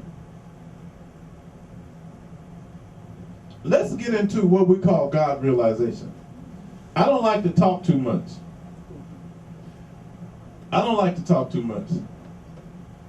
So, God realization is a whole nother subject. Sufism is one subject, but the realization of God is a subject inside of the branch of Sufism. For God realization, you're going to have to find a master who already has God realization. I'm not watering it down for you today. I'm not going to tell you, well, you might be able to do it without a master. No. If you want God realization, you have to find a master that already has God realization. Just as they went through the Egyptian mystery school, they had a hierophant who was the temple priest, who was, man, look, the Dogon in Mali, they say their priest is God in human form. The Dogon in Mali got a priest who's so holy, he don't even touch human beings. He the one that can see Sirius C and B. He can see all those planets that they couldn't see till they invented the Hubble telescope about 50 years ago, and that Dogon priest could see all the galaxies and all the universes, could see the Sirius A and B minor. And he went so far, the Dogon priest said that we came from those stars. And the Dogon said that that priest is God on the earth. The Hindus come and say Krishna is God on the earth. They come and say Shiva is God on the earth. In order to find the way, even if you go in the Bible, Jesus, he come and say, I and my Father are one. None can come into the kingdom unless they come through me. I'm the doorway. The only problem is there's always a divine representative of God on the earth somewhere. There has to be. So to find God realization, you need to find a master that already has it. It's not, if God realization was that easy, you would be able to read it in the book and get it. It's not going to be easy. Straight is the way, narrow is the gate, and few be they that find it. That's right in the Bible. God realization, the shortcut. The shortcut. If you go into, I tell people, if my master in Africa wouldn't have found me, I would have been a Buddhist or a Hindu in a temple somewhere wearing all orange with a red dot on my forehead trying to get God realization. Thank Allah, my master is an African with dark skin and looked just like me.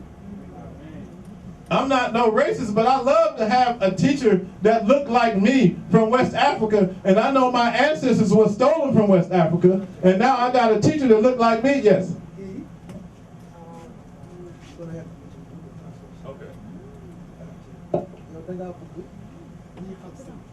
He said, we want people to know who is Sheikh Bamba.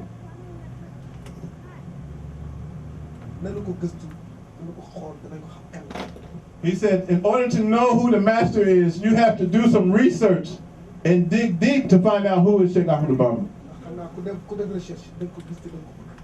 Because he said, if you do any research on this man, you're going to end up falling in love with this man. He said, Sheikh Bamba is the victory for the black people. He's a victory, a trophy for the Africans. L'Islam, he said, in Islam, we call Allahu Akbar the adhan in the Arabic language. And he said, in Islam, the first person to call the adhan was an African named Bilal from Ethiopia.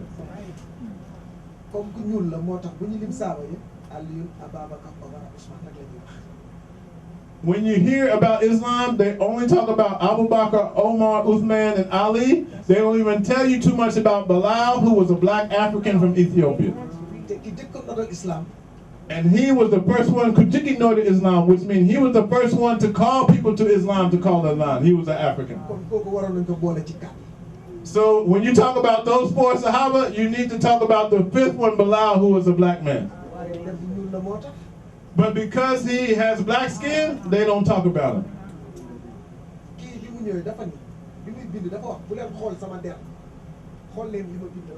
Sheikh Bamba knew that people were racist.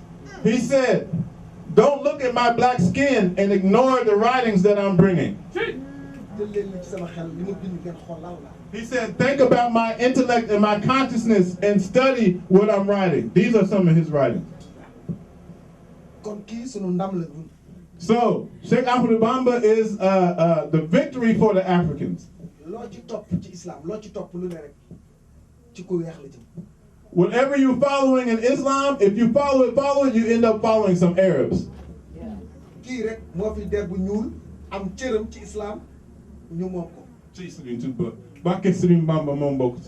He said he's the only one who came with a black skin from Africa and had a victory over the Arabs in Islam.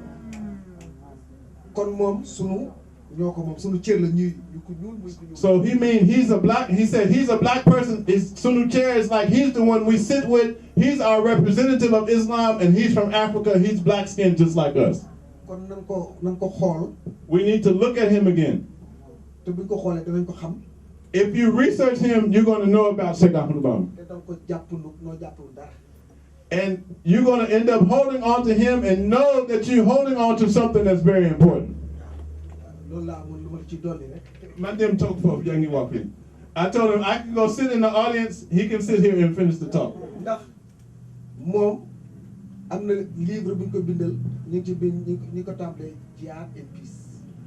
They have one book about Sheikh Bamba called Jihad for Peace. It's in English.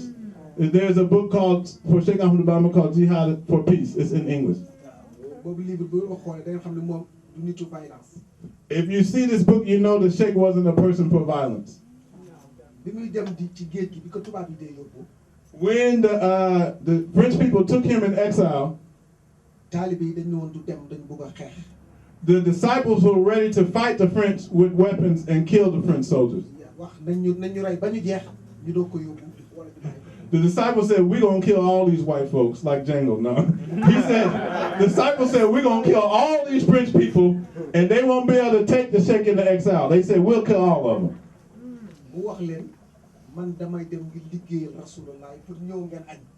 He said, you don't have to kill anybody. When they take me in exile, they won't be able to kill me. I'm going to go in exile and work for the Prophet Muhammad. You don't have to kill anybody. And he said, this is a proverb. He said, I'm going to go and come back. I'm going to bring you lunch, which is saying I'm not even going to be gone that long. I'm going to go in exile and come back in time in the end, which means I'm going to bring you your lunch. Basically saying they're going to take me in exile, but I'm not going to be gone that long. He said, and when they came back, they were drinking coffee tuba.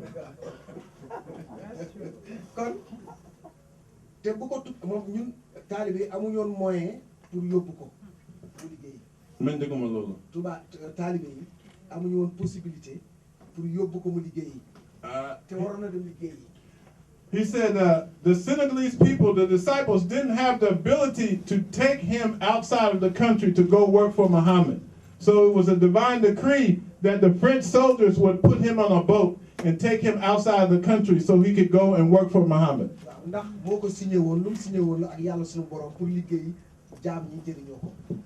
He said that what Sheikh Bamba was looking for from Allah, just worshiping and praying could not get him those things. He had to go in exile and go through some difficult trials to get what he was seeking from God.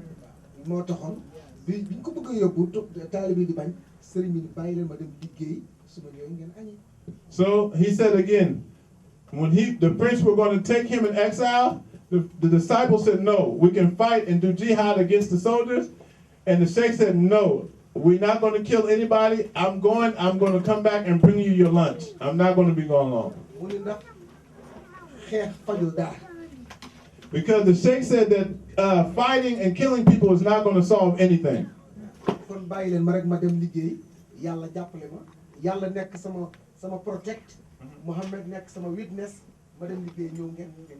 He said, no time for fighting. In fact, Sheikh Bamba once said that there's no more outer jihad. The only jihad is jihad of self. So the Sheikh said, no fighting, let me go. Allah is going to protect me. Prophet Muhammad will be with me. I will go in exile, work for the Prophet Muhammad, have my station, and I'll come back and I'm going to give you your lunch. And that's what happened. So we need to look and find out who he is.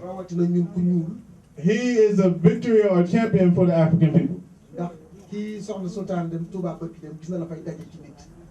And Sultana, his wife, just came back from the holy city of Sheikh Bamba in Tuba. And she knows what's over there now. She saw the city. She know the feeling she had while she was there. He said, whoever has a black African skin, this is the master, the Sheikh we are looking for. Because if you follow something else, you're going to end up following some Arabs. He said, people take care of what is yours. People, they take care of what belongs to them. People should know what you have.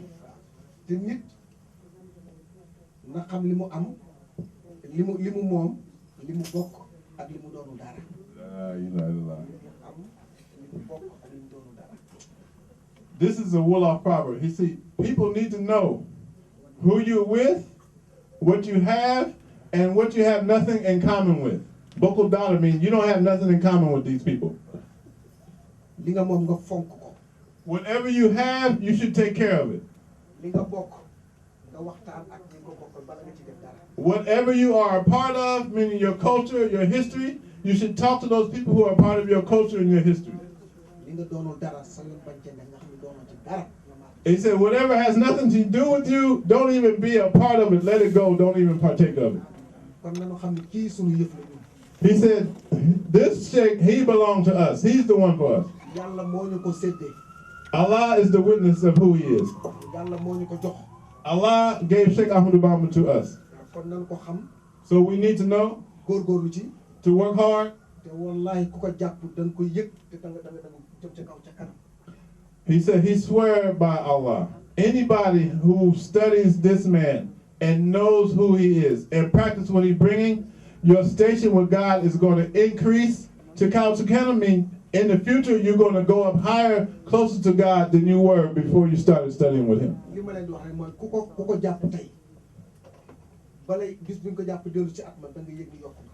He said, whoever start from today to study and research who Sheikh Bamba is. If you look at the calendar today, the 18th, he said by the next January 18th, you'll be a totally different person. He said that's what he knows, that's what he want to say. He said, Assalamu alaikum wa rahmatullah. I think now it's like a major accomplishment of not being homeless anymore. Alhamdulillah. That's a great one right there. However, though, like a man is not meant to be alone, now that I'm alone, I'm not sick because it's like I'm a baby, so to speak, when it comes to how to spiritually bathe the apartment and even myself. And I have to be guided. I have to be closely guided in that practice. Because, like, the smoke alarms in the apartment, when I first took the stress elimination class and went through some coding and attempted to do the setup alone, I realized I had to open up, I took some window and how can I get this, let this smoke go around without aggravating the smoke alarm. I turned on the top of the stove. And somehow, some way, it just didn't turn on, or should I say, aggravate the smoke alarm. But still, I didn't know what the next step was. And I consider I don't want to aggravate neighbors anymore, especially when in the house that I live in. So I need that. all right. We can try to talk with you afterwards and see how. I'm afraid because I have infirmities, and when I'm alone, especially in winter time. But now it's like all year round. But like even here in going home, when I be coming back tomorrow, spasms and solid horses and things, and already the owner of this store had personal experience and seeing me something. Take care of yourself, brother. You got to do that. Self-preservation, some say that's rule number one. Anybody else got another question before we do some chanting? Yes? Yeah, what's the difference between Gnosticism and Sufism, or is it one and the same? I think the brother Shiloh, can you answer that question? He knows more about that than me. Come on, I seen you light up, Sheikh. Come on, work for the Sheikh. Come on, give the answer. You know more about that than me, for sure. Come on, Sheikh. He's a master of the Gnostics and studies. Give this to him. He got that question. I ain't gonna front. He know more about that. Astaghfirullah. Astaghfirullah. Astaghfirullah. The brother talked about Marifah. And when you talk about Marifah, you're talking about Gnosis. Gnosis is the major term when you talk about the Gnostics. The Gnostics spoke from a level of knowing God. So when you try to make a comparison between Sufi knowledge and knowledge of the Gnostics, it's just a gnosis of God. It's a particular knowledge of God.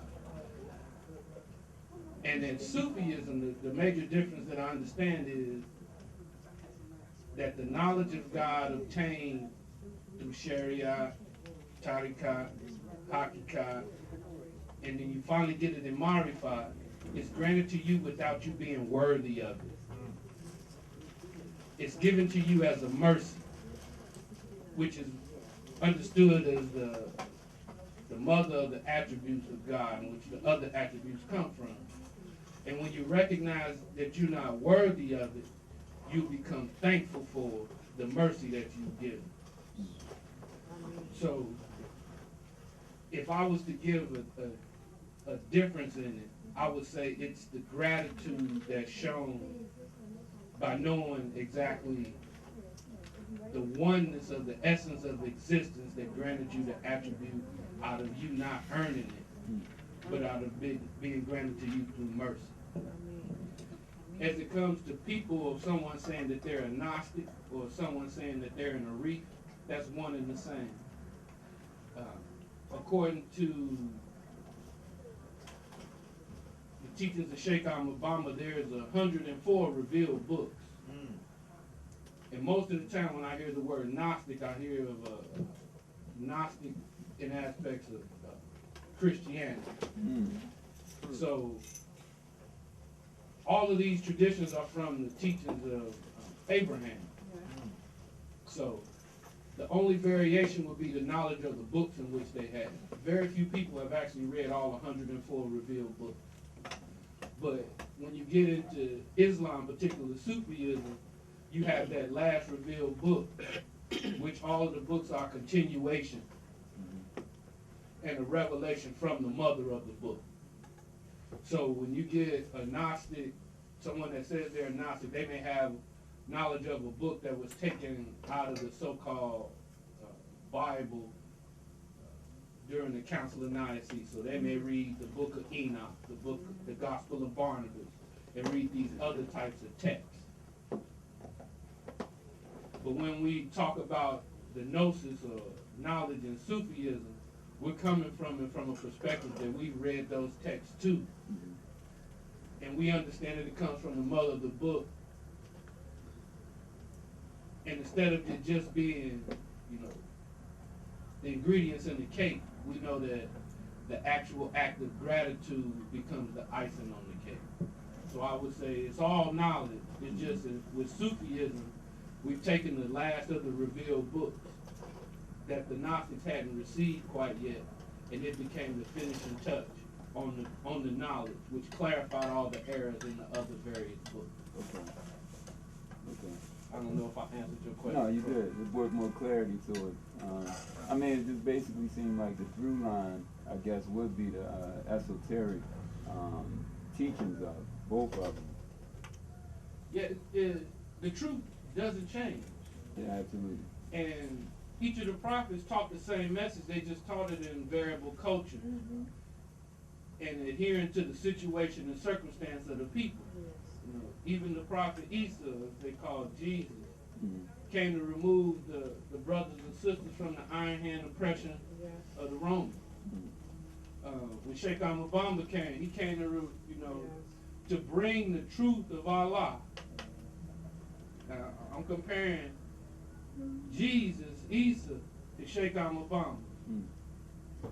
When Sheikh Bamba came, just to fulfill the gnosis that's in the Bible, Jesus said that he was coming back. And he said that someone would come and do miracles exactly like I did in the name of the Father. That was Sheikh Bamba. So for those that consider themselves Gnostics or Knowers, they're going to be the ones that look for Sheikh Bamba.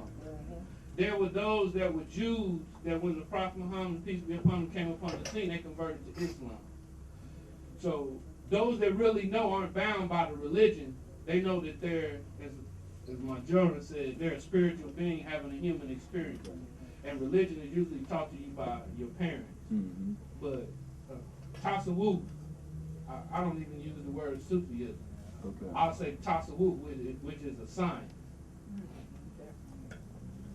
I'll say the science of Tasawwuf incorporates the teachings that the Gnostics use, also the teachings of what's considered to be Iman, Islam, and ihsan.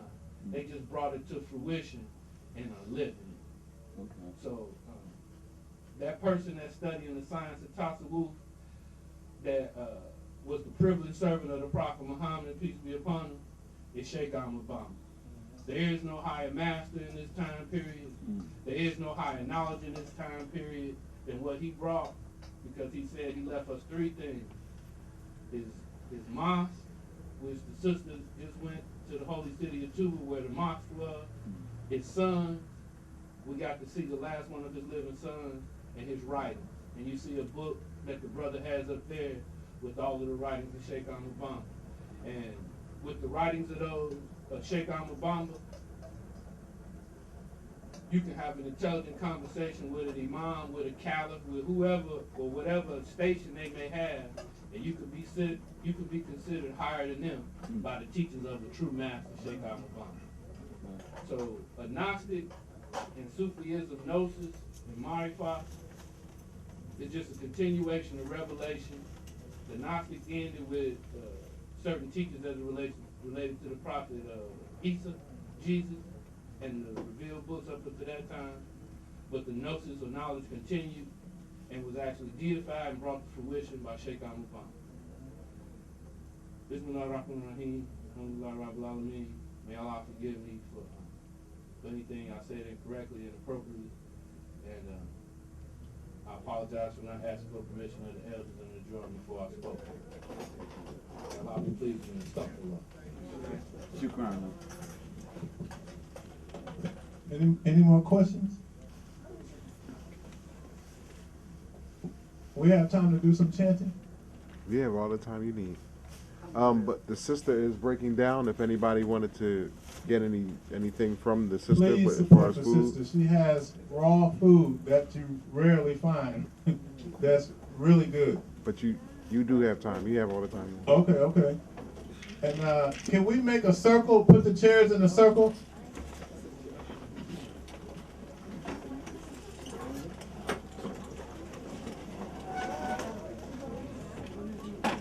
And have the circle start up here by the stage.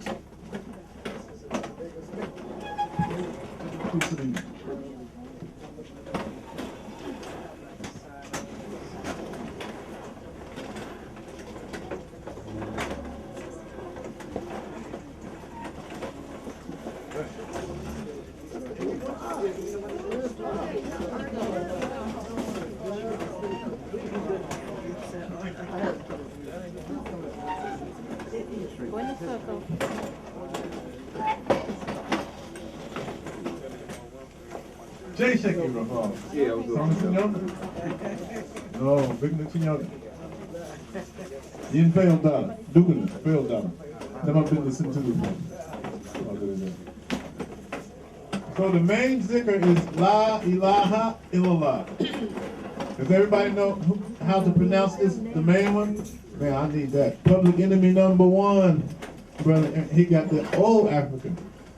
Everybody was rocking them back in the day. Where did you get that, Brother Aaron? From here. Oh, you got that at BlackandNobel. First of all, we need to thank Brother Tyson and Brother Hakeem and BlackandNobel here on Broad area in Philadelphia. We want to thank you, Brother.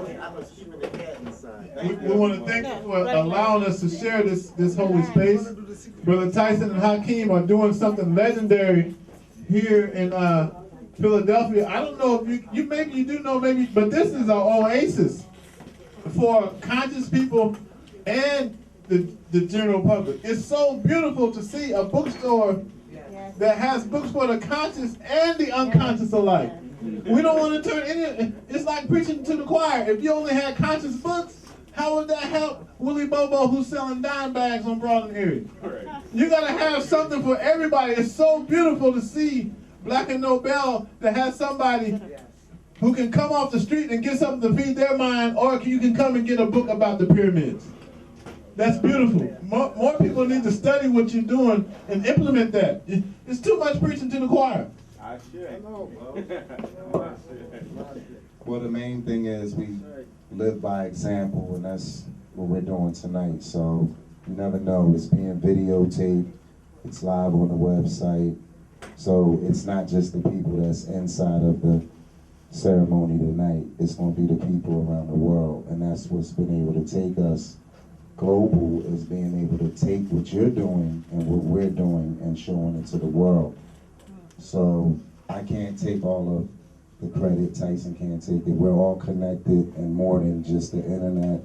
So we just need to know that we're connected and start embracing that versus what we're not doing, because we're doing it.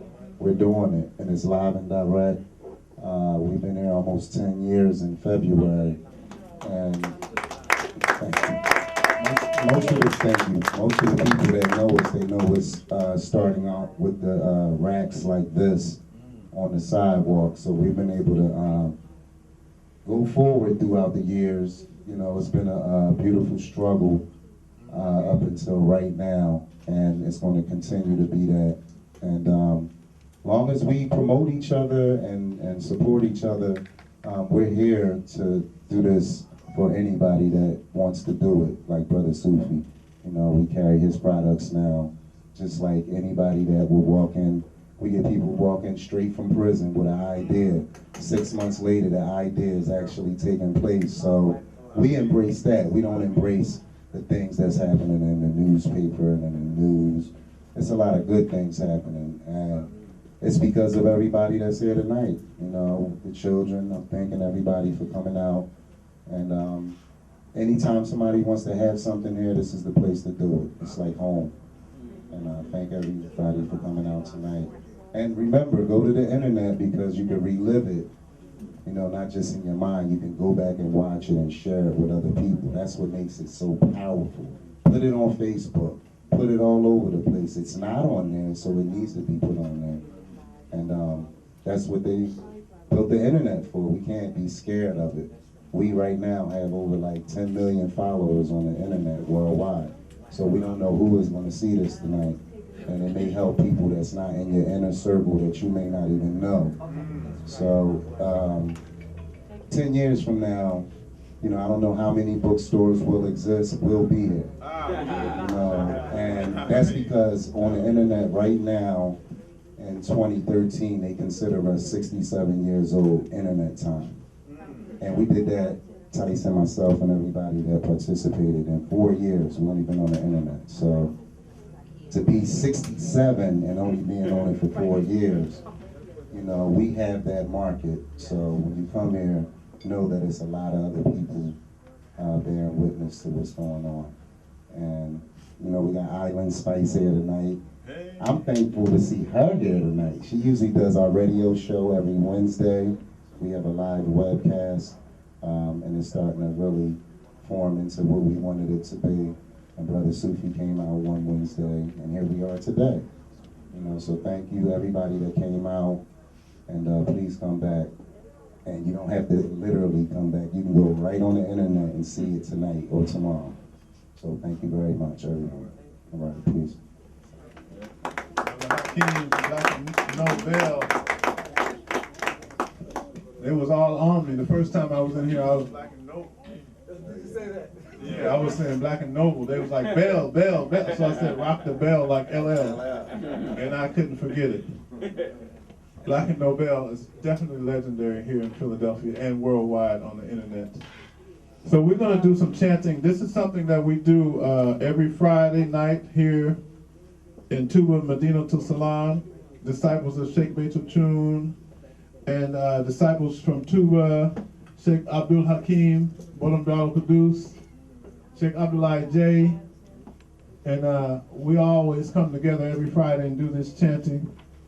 The main verse is La ilaha illallah, La ilaha illallah, La ilaha illallah, La ilaha illallah. Can you sing that? Try. La ilaha illallah, La ilaha illallah, La ilaha illallah. La ilaha illallah, La ilaha illallah, La ilaha illallah, La ilaha one more. La ilaha illallah, La ilaha illallah. Come out and sing, Sheikh. Islam. Illallah, La ilaha illallah. Who? La ilaha illallah, La ilaha illallah, La ilaha illallah. Allah. La ilaha illallah. Who? Bismillahi. Now, when you do that, I'm going to come with a verse from Sheikh Bamba's poetry. Bismillahi. Then you're going to say Allah. Yamuluhai. Hold on. Brother Elijah, you brought it? Oh, Bismillah, yeah. You can, bring the drum. We got melanin in here. My sheikh said in Africa there's going to be some drumming. That's right. He said we're going to dance and drum for Allah, because in the nightclub he said they dance and drum for Shaitan. He said in Islam we can dance and drum for Allah. So Brother Elijah is going to play the drums, and we're going to do this Zikr. But the verse is Bismillahi Allah Yamuluhai. bila manahi Allah yaduluhai. And we just keep going. Y'all ready? Bakr Sheikh Ibrahim. La ilaha illallah. La ilaha illallah. La ilaha illallah. La ilaha illallah. La ilaha, Professor, Allah, Professor. La ilaha illallah. La ilaha illallah.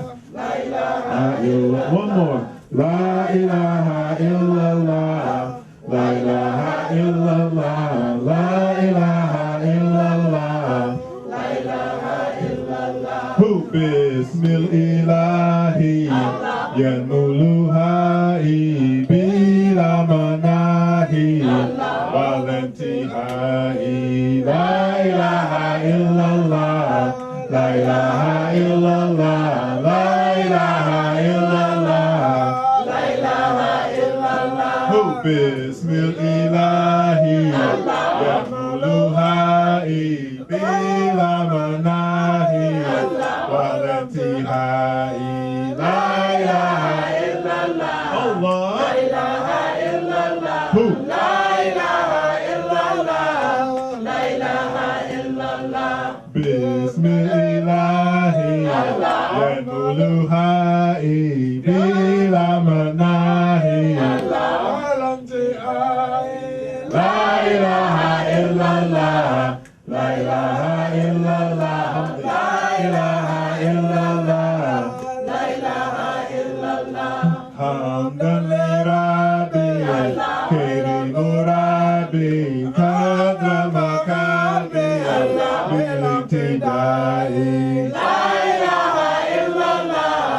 La ilaha illallah. Who? La ilaha illallah. Allah. La ilaha illallah. Who? Lahu shukuri, bila kufuri, wa nasiri. La ilaha illallah. La ilaha illallah. La ilaha illallah. La ilaha illallah. Bila tirabi lahu kitabi ma'atidai. La ilaha illallah. La ilaha illallah. La ilaha illallah. La ilaha illallah. La karidai. La kazanai. La katijai. Ma'atidai. La ilaha illallah. La ilaha illallah. La ilaha illallah. Allah. La ilaha illallah. Ya man shafani. Ya man hamani. Aman jafani. La ilaha illallah. La ilaha illallah.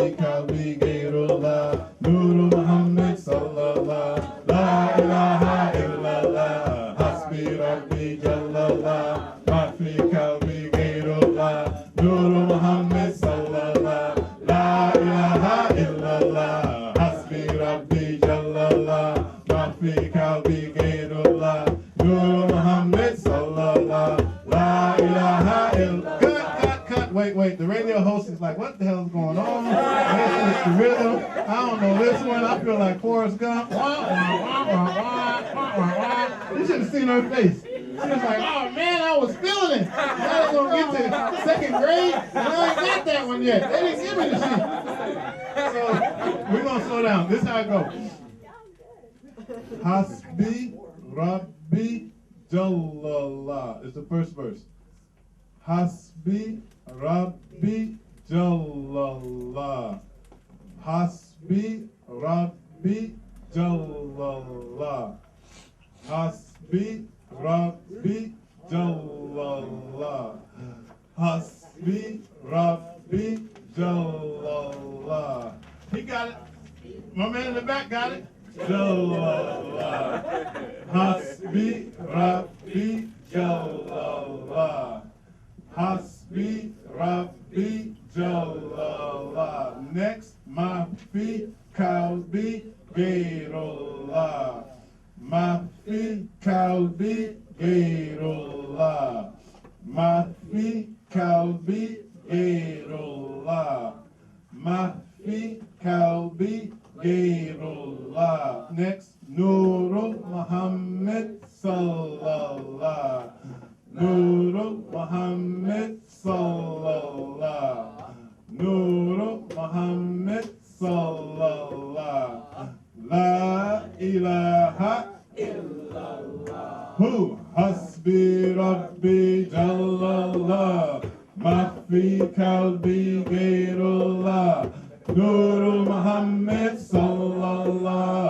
La ilaha illallah. Hasbi Rabbi Jallallah. Hu Mafi Kalbi Gairullah. Nurul Muhammad Sallallah. La ilaha illallah. Hasbi Rabbi Jallallah. Mafi Kalbi Gairullah. Nurul Muhammad Sallallah. La ilaha illallah. Hu Hasbi Rabbi Jallallah. Mafi Kalbi Gairullah. Nurul Muhammad Sallallah. La ilaha illallah. Hasbi Rabbi Jallallah. Mafi Kalbi Gairullah. Nurul Muhammad Sallallah. La ilaha illallah. Hasbi Rabbi Jallallah. Mafi Kalbi Gairullah. Nurul Muhammad Sallallah. La ilaha illallah. Hasbi Rabbi Jallallah. Mafi Kalbi Gairullah. Nurul Muhammad Sallallah. La ilaha illallah.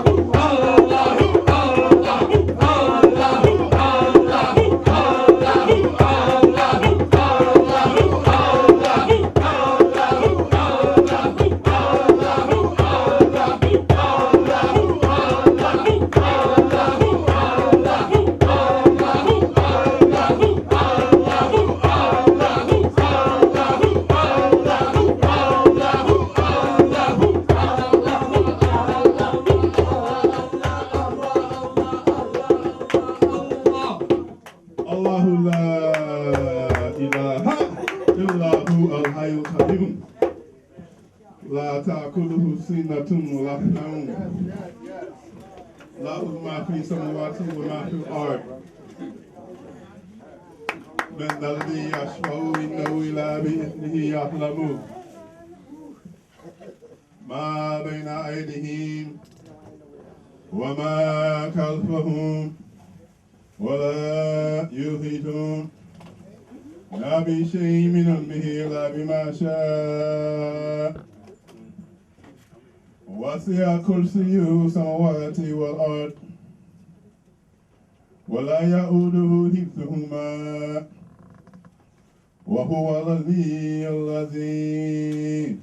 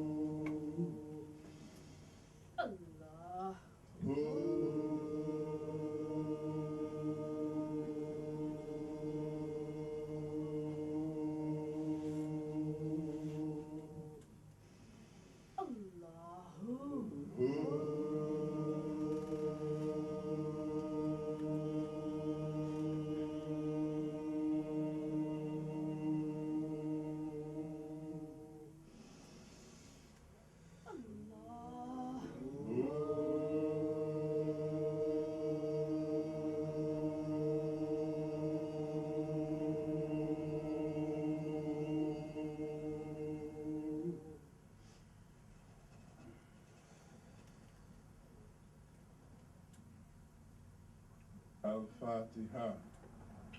Bismillahirrahmanirrahim. Alhamdulillahi Rabbil Alameen. Ar-Rahmanir-Rahim. Maliki Yawmiddin. Wa iyyaka nasta'in. Ihdina siratal mustaqim. Siratal ladzina an'amta alayhim. Ghayril maghdubi alayhim waladdallin. Ameen. Al-Fatiha. Bismillahirrahmanirrahim. Alhamdulillahi Rabbil Alameen. Ar-Rahmanir-Rahim. Maliki Yawmiddin. Iyyaka na'budu wa iyyaka nasta'in. Ihdina siratal mustaqim. Siratal ladzina an'amta alayhim. Ghayril maghdubi alayhim waladdallin. Ameen. Al-Fatiha. Bismillahirrahmanirrahim. Alhamdulillahi Rabbil Alameen. Ar-Rahmanir-Rahim. Maliki Yawmiddin. Iyyaka na'budu wa iyyaka nasta'in. Ihdina siratal mustaqim. Siratal ladzina an'amta alayhim. Ghayril maghdubi alayhim waladdallin. Ameen. Al-Fatiha. Bismillahirrahmanirrahim. Alhamdulillahi Rabbil Alameen. Ar-Rahmanir-Rahim. Maliki Yawmiddin. Iyyaka na'budu wa iyyaka nasta'in. Ihdina siratal mustaqim. Siratal ladzina an'amta alayhim. Ghayril maghdubi alayhim waladdallin. Ameen. Amana Rasulu bima unzila ilayhi min rabbihil mu'minun. Kullun amana billahi wa malaikatihi wa kutubihi wa rasuli. La nufriqu bayna ahadin min rusuli wa qalu sami'na wa ata'na ghufranaka rabbana wa ilaykal masir. La yukallifu Allahu nafsan illa wus'aha laha ma kasabat wa ma kasabat. Rabbana la tu'akhidhna in nasina. Rabbana wa la tahmil alayna isran kama hamaltahu 'ala alladhina min qablina. Rabbana wa la tuhammilna ma la taqata lana bi. Wa'fu 'anna waghfir lana warhamna. Wa'fu 'anna waghfir lana warhamna. Wa'fu 'anna waghfir lana warhamna. Wa'fu 'anna waghfir lana warhamna. Wa'fu 'anna waghfir lana warhamna. Anta mawlana fansurna 'ala al-qawmi al-kafirin. Ya Allah, bil Mustafa Sindidi, Allah, bil Kalindika Ibrahim, Ya Allah, bil Sirin Sayyid, Sheikh Beitul Chun, Mam Sheikh Rafal, Karim Rasul, Sayyid Basir Lumbaki, Ya Allah, wa asbi lana lana rabbiya fiyatan hadra kasafi davini Allahu wa aftalana kulla babin kunta fatiyahu li salihina min al-kairati Allahu wa asduk min al-jarusina fina zalalan wa runa zina wa shaytana Allahu wa kamilan kulla manan hu wa naqsiduhu wa hablana kulla man naqturu ya Allahu wa tawillana umrana saylana badana wa habna rusda wa tawfiqa ya Allahu wa dammiran kulla ahtain turubina qabla usulana ya Allahu Dirajafati, Mam Sheikh Rafal, Ya Ghafur, Ya Ghafar, wa damiran kulla atin rubina qabla usulana ya Lahu subhanallah mukim malakuti subhanallah zati wa jabaruti subhanallah alladhi la yamutu subhun kudus rabbul malaikati wa ruh Allahumma salli ala sayyidina Muhammad al-fatihi lima ulika wa katimi lima sabaka nasrul haqq bil haqq wal hadi ila siratikal mustaqim wa ala alihi haqqa qadrihi wa miqdaril azim subhana rabbika rabbil izzati amma yasifun wa salamun ala mursalin walhamdulillahi rabbil alamin. Darajati Sheikh Beitul Chun Jamal Sirin Sayyid Yalaf Yak Tawib Barki Sirin Sayyid Barki Sirin Sayyid Barki Sirin Sayyid Barki Sirin Sayyid Barki Sirin Sayyid Barki Sirin Sayyid Barki Sirin Sayyid Borom Jamna. Gabriel! Sit up, sir.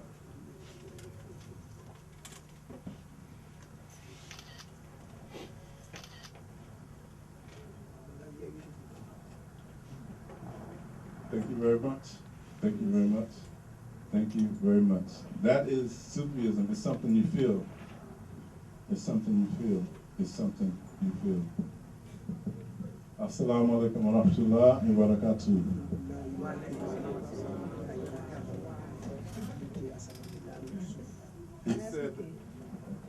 He said that it's La ilaha illallah that stopped the sky from crashing down into the earth. He said it's La ilaha illallah that stopped the earth from moving from under your feet. He said that since we've been saying La ilaha illallah, the people should know some meaning and significance of it. He said this, what we are saying, La ilaha illallah, will clean your heart. And he said what Allah wants is the heart of the human being. God only wants the heart. He doesn't want anything else. He just wants your heart. He said, so if you find something that can clean your heart, you should work hard in repeating these words. He said, that's what we want to say. Praise God. Alhamdulillah. He said, even not just here in the store, even when you go home, try to say La ilaha illallah. He said, even if you're catching the bus to work, try to say La ilaha illallah. It's good for your heart. And it's safety. It gives you protection.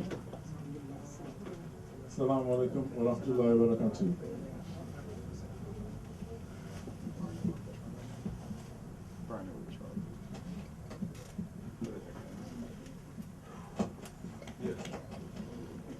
I want to have a question. It's not a question. I've been on this path for a very long time. I took my day out and the gentleman to my soul a lot. And Imam Isa taught me many things about womanhood and about spirituality. But I was introduced to the Sheikh back in 1994 because I'm a merchant by trade. And I was traveling with my brethren from Dakar. And I was listening to this music by Usador, and I was like, who is that? And then as my heart grew, I started to have more love for Africa. So in 1995, I started doing the trade with the Bogalar. And then I grew more closer to the culture. I think this is my theory, it may not be true, that the ancestors don't want all of us. It takes a certain spirit to want to accept yourself for yourself. And I think it's hard for especially the women here in the West to even want to embrace this African concept about dress, culture, and femininity because we've been so beaten up by this westernized way of culture. So I thank Allah Ta'ala, even though I won't say I'm not a follower, but I have a revered love for him. And Baba, Professor Kareem gave me a picture of the Sheikh that is high in my room. So I believe that he picks who he picks because he knows who's true in their heart. And, alhamdulillah, I was blessed to proclaim my nationality because through the teachings of Sheikh, Prophet, Sharif Abdul Ali, known to the world as Prophet Nobel Ali, I was able to embrace even more of this concept of accepting Yahweh and being yourself. Because I can't see how us say La ilaha illallah and we can't look at ourselves and see a picture of ourselves being taught how to be mu'minun. So I thank Allah Ta'ala, me personally, that no white person ever taught me about Islam. Every place I've been, I was in the nation, I was in the Ansar Allah community, I'm part of it, and I was in the Moore Science Temple for 3 years. See, Allah doesn't make mistakes. He chooses who he chooses. But I believe that brother, that spirit, that ancestor, only wants certain people in America because many of us hate ourselves. So you have to have a love for Africa from the beginning. That's the first love. You got to say, oh, wow, Senegal, Mali, Bamako, all those little, I call them states because really it's one empire because it was one empire. And then here come the European breaking us up, telling us you speak this, you speak that, you hate him, you hate them. I don't get into that. I love Africa. This whole thing about trade and me doing trade since 1995 with the continent has been a blessing because it opened my eyes up that the best dressed women are in West Africa. You can go to Ghana, you can go to Senegal, you can go to Nigeria. Out of those 3 little states, we got it going on.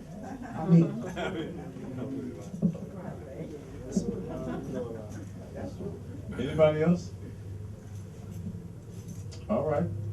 We thank Brother Hakeem. Do you want to share something about your trip from Tula? Oh, that's a whole nother journey.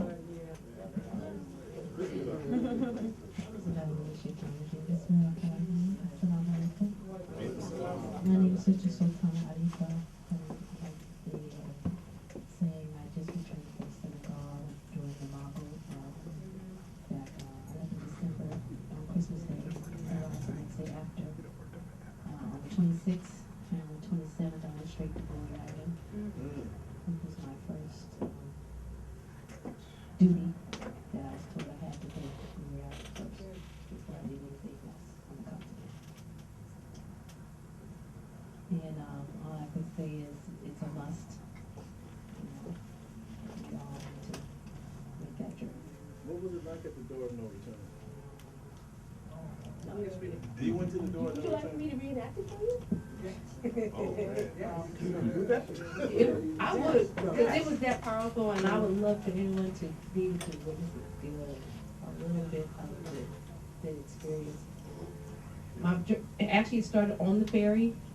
The ancestors started coming to me on the ferry. That's right. That's true. And I was just sitting on the ferry, looking at the water, and waiting for us to leave. And as the boat began to leave, and I started to see the glory, like from a distance, this anxiety came over me. And I started getting very anxious, and I thought this voice said, no, I'm not going back there. No, I'm not going back there. No, we're not going back there. And I said, it's okay. We're going to return. It's okay. No, I can't go back there. That's all I kept hearing. No, I can't go back there. I'm not going. And I said, it's okay. We're going to return. This time we're returning. We're not staying. We're not staying. And then I sat for a minute, and the anxiety slowly dissipated. The spirit kind of just sat back and said, okay. It was like, trusted me.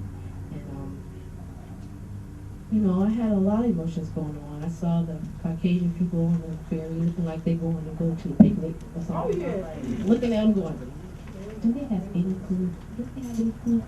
And I sat there and I said, well, help me. Help me, please. Help me be forgiven. Help me forgive these people because they're also carrying the karma of their ancestors. Like I'm carrying the karma of my ancestor right now. They're carrying the karma of their ancestor. And they do have to deal with the repercussions of the karma. Of course. And so, I don't know if any of them are feeling any kind of way, but, from the looks of it, they look like they just getting ready to go on another outing. But I sat there thinking, God, help me. I want to be, help me. I need my heart to be able to forgive.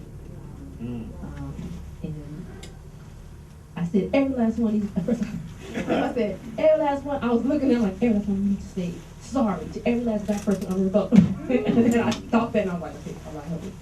And as I said that, and I was like, you know, I was crying, and I was holding it in.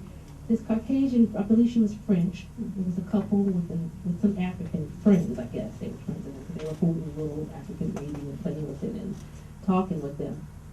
And she said, they looked at me and was like,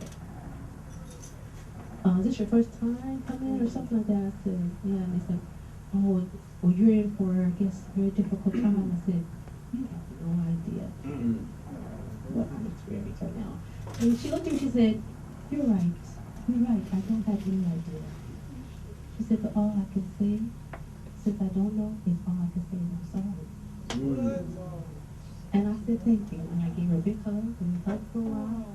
And I said, thank you for saying that. That's all I was waiting for somebody to say, I'm sorry. And so I, you know, yeah, she's like, I don't know, but all I can say is I'm sorry. And so it's like, you know, we hope the journey goes well. And then as I got off the boat, I was waiting for my our sons and daughters that I had to sit down because I got off the boat. I was trying to film with my little tablet, and I had to sit down, and everyone's coming off the boat and sat. And I was like, man, I don't know if I can. I'm like, I'm holding on. I don't want to just fall out and bust out crying, but I'm holding on. I see all the people getting off the boat, and I'm looking at their faces. I'm like, how are you smiling? Like, how is you smiling coming here? Like, I don't understand. Do you understand? Then I saw all the little African boys jumping in the water, asking for money, trying to get money from the tourists, and they're just walking around the water, just laughing and giggling. I was like, are you serious? I'm like, do you understand you're swimming on top of your dead ancestors right now? I'm like, I can't believe this. And the same lady, she passed by me, she's like, again, good luck on your trip. I was like, thank you. Then this gentleman walked up to me, African, Senegalese brother walked up to me and he said, would you like a guide? Do you want a guide? I'm like, I don't know. I thought it's just a big deal. Don't we all go together? Or I don't know. He's like, no. First he said, don't cry. Please don't cry. Because if you cry, I'm going to cry. Then we all going to cry. So please don't cry. I was like, hey, I can't control that. I can't tell you. I'm not going to cry. I can't promise that. He said, do you need a guide? I said, I don't know. I don't think so. Let me just get up there and figure out what's going on first. So we began walking. I walked up to the to where the sand is. I from the sand, and I said, okay. Other people approached me about, you need a guide, And I'm like, I don't think so. Don't I supposed to just go with everybody else, right? No, I don't know. And I said, well, look, if I'm going to have a guide, I'm going with the first brother that asked me. And I happened to turn around, there he was. And he came right over. Wallahi, by the grace of Allah. He was sent by Saratuba. He was a word. He loves and knows Sheikh Bamba. He's taking many African Americans through the journey, so he really understood what could be happening, and then he was ready for it. And he took me by the hand and would do it with me. When we got to the door that you have to actually pay again, No, wait, let me tell you one thing that really blew my mind, was that when you go to buy the ticket to get on the ferry, two different prices. Boy, if you're not Senegalese citizen, you gotta pay like double the price, triple the price. And I was livid. I was like, what do you mean you're gonna charge me extra to come back home? What are you talking? I'm trying to come home. What are you talking about? I gotta pay more because this is my home too. I was just like, what kind of craziness is that? I said, you can charge them white people over there triple amount. You don't mean charge you mean nothing. If anything, you should let me go for free. And they were just like, well, that's just how it is. So that was my first, and so anyway, so back to approaching the door, to go into the actual area where they held our ancestors, and above where they used to party while the ancestors were below suffering, the two staircases, and you see the famous picture with the two staircases that go up, and below that is the door of no return. Just below the staircase to the right is where you come to the door of no return. Well, we had to pay a little extra money to go in there, so we all went in. It's like $2. It's cheap, and it was like 6 of us. We all went for $2, so it's not a big deal. But it's just an extra thing. But anyway, so when the door's closed, the door is closed until you want to go in and pay your little money and go in and open the door. So we walked in. As soon as we walked in, there was a whole tour of people standing at the staircase. It's a big crowd. And when I first stepped in it, and I was like, this is heavy energy. Woo! I'll tell you. And we started walking. The guy started, walking around, and then there's a staircase, and then there's just the walkway you start to walk. And the first thing you see is the door of no return, actually. Well, here I go. That ancestor must have came on in the door with me, because this is exactly what I did. I started walking, got to the staircase, and went. And I stopped and said, I can't move. And this young Caucasian tall boy came trying to walk up on the side of me, and I said, stop. And until my feet could move, I said, you stop. And then I said, you do not walk before me. And I was like, where did that come from? I'm like, who was that? That wasn't me, was it? It was the Malaika. I said, no, you ain't not walking before me. And I walked around, and we started walking. The brother started telling me this is this, this is this. And I spoke to Mother Africa, who's our activist in New York. I spoke to her about an hour before I went.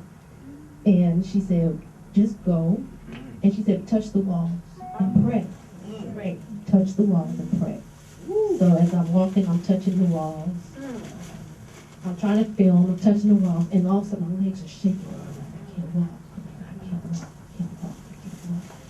And I gave the video recorded to my daughter. I said, here, let my daughter do it, because I can't hold it.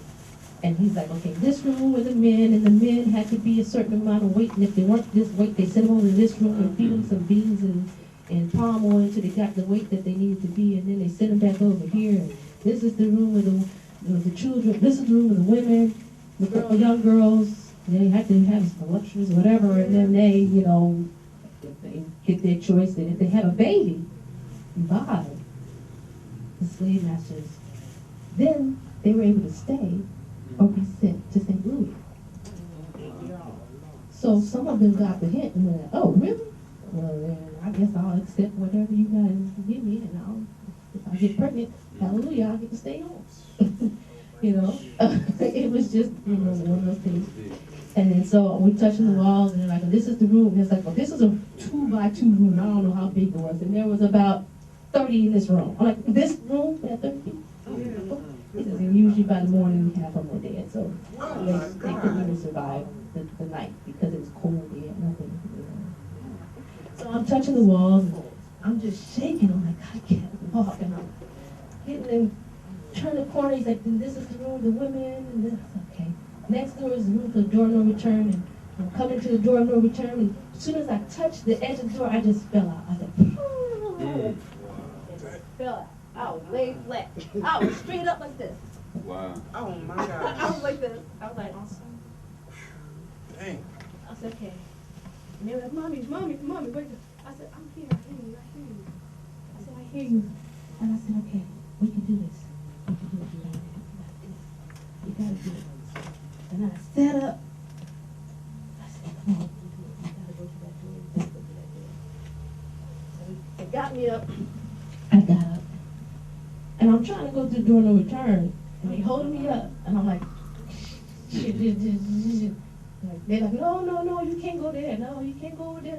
I said, and I'm pulling the light up. And they're like, no, you're not ready for that. You can't go there. I'm like, and I'm like pulling them, like, get up. And I get to there's like a threshold. Then there's another little threshold. Then there's one more, and then there's the outside. So I can see the beach. I can see everything. And I said, I'm pulling, like, come on, I gotta go over here. And I get to the last one, right to the door, I stopped. I knew they got worried. They thought me I was gonna jump off the edge or something. They were like, she going. And I was like, I stopped. And I was like, okay, sorry. And I turned back around. They let me go. I said, I'm okay. Close my eyes. I stepped over the threshold. I said, back. Okay. And we walked a couple more steps, got to the next threshold. I said, you back, okay? You all right? Okay, we step back. Okay, you in. Okay, you in. Okay. So we got in, and I felt a little relief. And I said, okay, I'm back in. I'm good. I'm not on the ship. I'm nowhere out in the ocean. I'm here. I'm here. I said, okay. So we started walking a little bit more. I felt a little bit better. And there's this really small little room where you couldn't even stand up. You had to be in like this. You know, that's the punishment room. And I said, I'm really not doing right. So you go and they put you in there. I'm like, okay. So we go around. He said, let's go upstairs. Go around. I'm getting up. I saw all the white people and the black people in there listening to me. And I stopped and I looked at them. I was like, and I walked upstairs. I went around to go upstairs and I was like, oh my God. My legs were like jello. I could not. I was just like this the whole time. I can't move. This guy was amazing. He picked me up, carried me on my arm, took me up the stairs. He said, okay, it's almost over. And this is where they were upstairs, and this is where they were partying. My everybody was down there below suffering. This is where they had this, and that. And the generals, everybody would be up here doing this and that. And I every time I touched something, I could feel it just go through my whole body. And I touched the glass where they had all the shackles and the guns, and I touched it, and I was like, okay, all right, we gotta go. I'm going outside. We go down the stairs. Cool. I get down the stairs. As I get downstairs, I get to the bottom of the stairs, and I look, and I'm festering now. I'm like, what are these white people doing here? That's what I'm thinking. And this white lady came in to the front door, and I stopped, and I looked at her, I was like, I stopped looking at her, I was like, she didn't see me. Luckily she didn't see me, she just kept walking, but I looked at this white person, and I was like, this. And all of a sudden this African man came in, and he saw me. And I saw him when he came in, because I scanned by him, and he came in, he stopped, he looked at me like this, he was looking at me this. And he saw me, he ran over to me, he grabbed my hand, and he said, you're back. He said, hey, you're back. He said, she's here, she's back. And then I'm looking at him, and we stared at each other's eyes, like for, it felt like 5 minutes, but it was like maybe a minute, less than a minute. We stared at each other, and I was like, I know you. The guy was like trying to pull me away because he thought he was trying to get money. So he was just like putting his hand like this, like to pray for me. And I was like, I know you. And I just touched his face, and he just looked at me. He didn't say nothing. I just looked at him. I was like that. And then that's how I walked out. Once I walked out, I walked out, I was like, okay. And I started walking around the island. And as I walked around the island, and he was telling us some other things about we went out to the little shop or whatever and watched the cinema. As I'm sitting in there, I sat there and I said, I turned my video camera on, I said, okay family, I'm back. I'm back. I just told you, I told you this person. I said, I'm back. Everything's good. So when you go to glory, just be prepared. Your answers is gonna come. You gotta do, and you gotta do the duty. You gotta do it. That's why they sent us. That's why they send you there. If they allow you to get there, you got there because they helped you get there. Because you need to do a certain work to help them to clear that karma. Don't be surprised what could come through, because it's just a part of our duty of us being here and then being given the blessing to go back. Because we're going back not just for us. We're going back for a lot of other souls. Yeah, I believe I definitely. A lot of other souls. That's what I thought of when you said something. I told Sabora, I said, Queen, this is my, like I said, some things just come through the spirit. I said, we love him, but your mothers are calling you to come. They saying to Ida, come. And when you get there, you get the dirt, and you kiss it, and you just submit to whatever they ask you to do, because it is a calling. And it's real. It's like people say, oh, you got the shrine in the house for your ancestors. Don't come in my house asking me no questions about this shrine.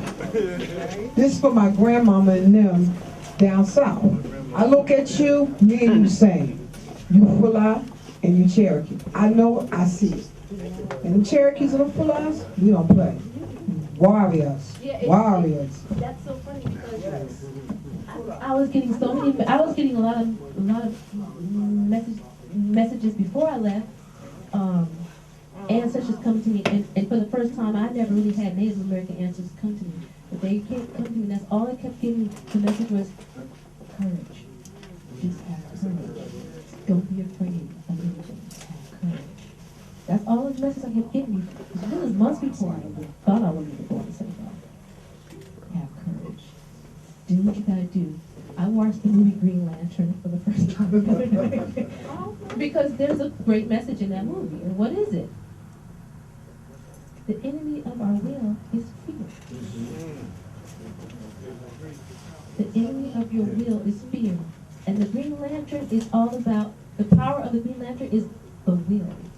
It's the will. If the fear comes in, the will will be consumed. You will not have will. So long as you have the will to return, you have the will to do the duty, and be courageous about it, and not let fear overtake you of what could happen, what might not happen, then you'll be able to do it. You'll be successful. And it's all about courage. All our ancestors are asking us to do is really now is have courage to take the steps to do the duty that we need to do. To clear the karma, because it's all about the karma that's been laid on us. We're carrying DNA, we're carrying karma in our DNA for the last 400 years of what has happened to our people. Everybody sitting here has 400 years of their ancestors' karma sitting in your DNA. And you wonder why you have, some of the experiences you have in this life now. You wonder why you may have some blockages. This is all carried on from our DNA, from our ancestors. And we have to do this process of returning, coming back through the door, and like you say, accepting and holding on to our culture that was stripped from us, regaining it to make ourselves whole. Sheikh Abdullah told us that when you go across that water, you cross that ocean and go back to Senegal or go back to Africa. When you cross that water, he said you pick up your kidney because the ancestors dropped their souls in the ocean. They didn't take their soul. They didn't bring their soul with them over here. They had to leave their roots. They had to leave part of their soul on the journey. And when we go across, we pick it up. They actually piggyback onto us. And not only when we get there, they find us, but when we come back, they come back with us and find more of our ancestors here. That's what Sheikh Gabriel does. There'll be more of them come. So I brought them back with me spiritually, but now they'll come and look for more.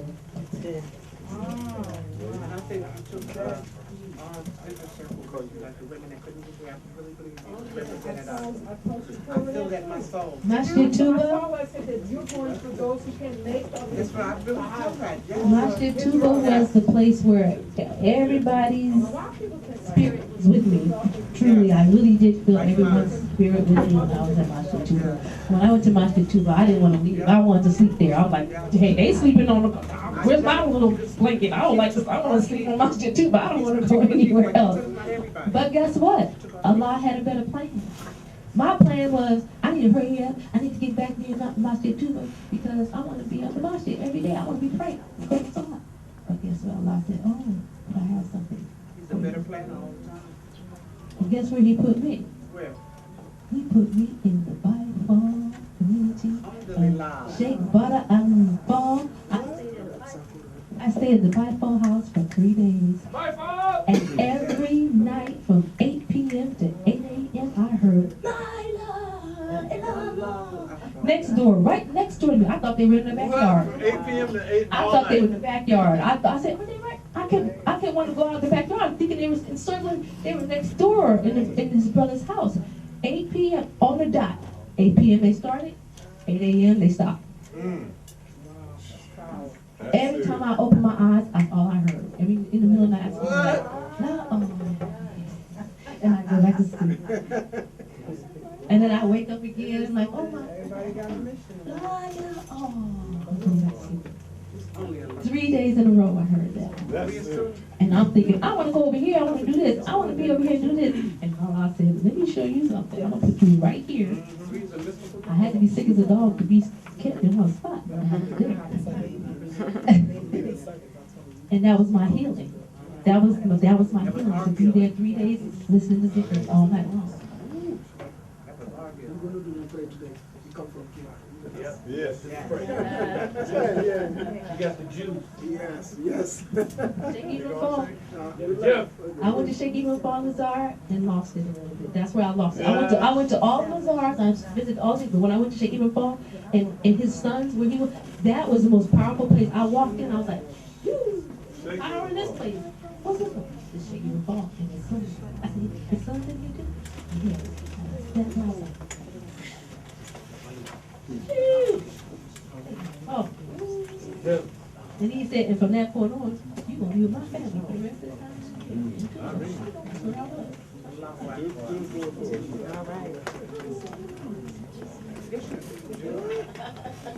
No matter what you say, it's going to be good. That's right. Yeah, okay. You know my favorite too. This is that all-encompassing of calling upon all our protection, right?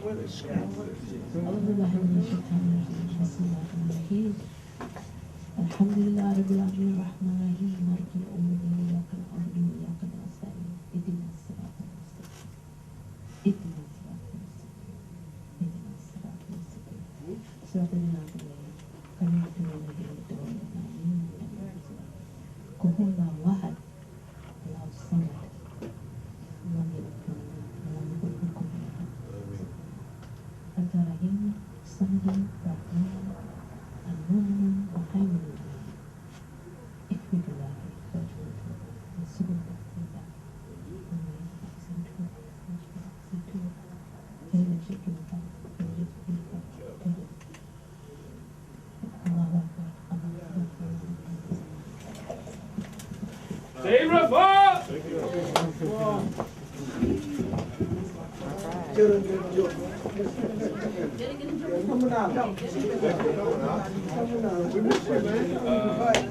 I don't know his schedule.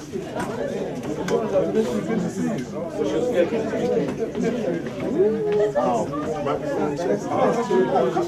That was great. Thank you. Thanks for the opportunity. Definitely got to come back.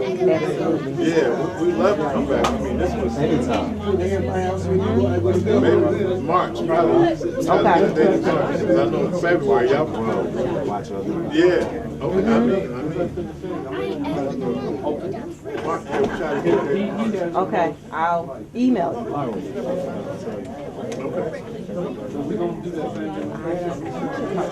trying to text the call one, but I think we got caught up in there. Okay.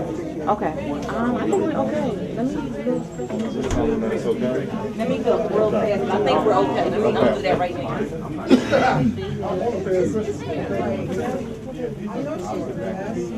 All right, brother.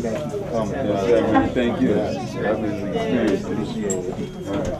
And you can go back and look at it on the internet. Okay. When? Tonight or? All this was live on our website. Wow. Okay. BlackandNobel.com. All right, that's what's up. There's a lot of people on there. Yes, sir. I can imagine.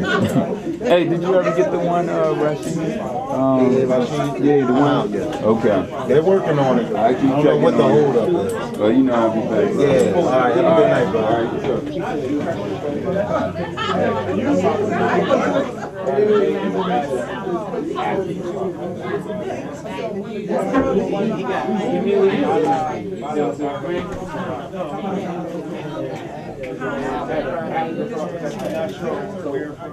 You said the 3rd? Okay, so we're fine. Wait, yeah, Sunday. He didn't even on Monday. So, polite. So I'm going to... Absolutely. So I'm going to polite that. I told him yesterday.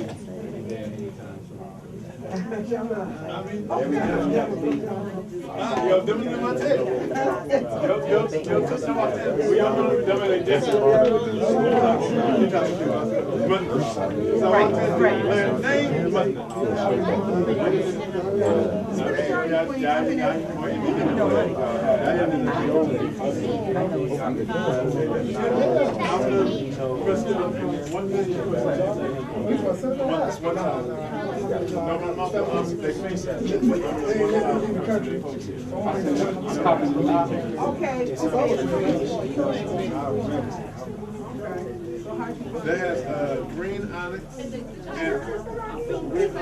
carnelian. Yes. Green onyx and carnelian. The sister put some blessing on there, some oil. I want to say this word. She smells to the sage. Yes. How you doing?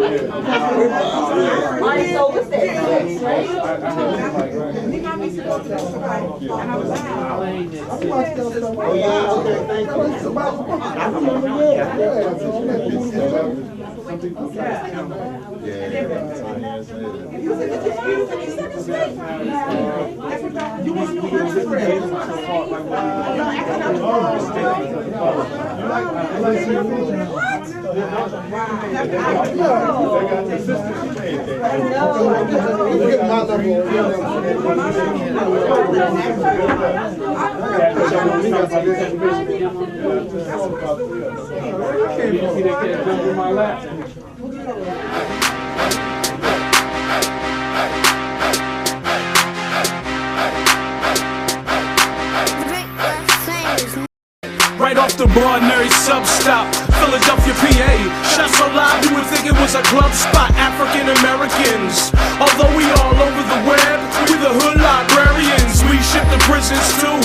We reach out and deliver to those that's bitten too, but it's more than a bookstore. You want it, we got it. Mixtapes, DVDs, and culture products. BlackandNobel got our hands in a lot of projects. We welcome all to come build. The energy is positive. Every member of the team is awake and conscious. Come through and experience this place of knowledge. They say they'll put it in a book if they wanna hide it from us, but we got them books so you can buy it from us. Something to read while you on a train or riding the bus. Get your read on, food for thought, get your eat on. Black and Nobel.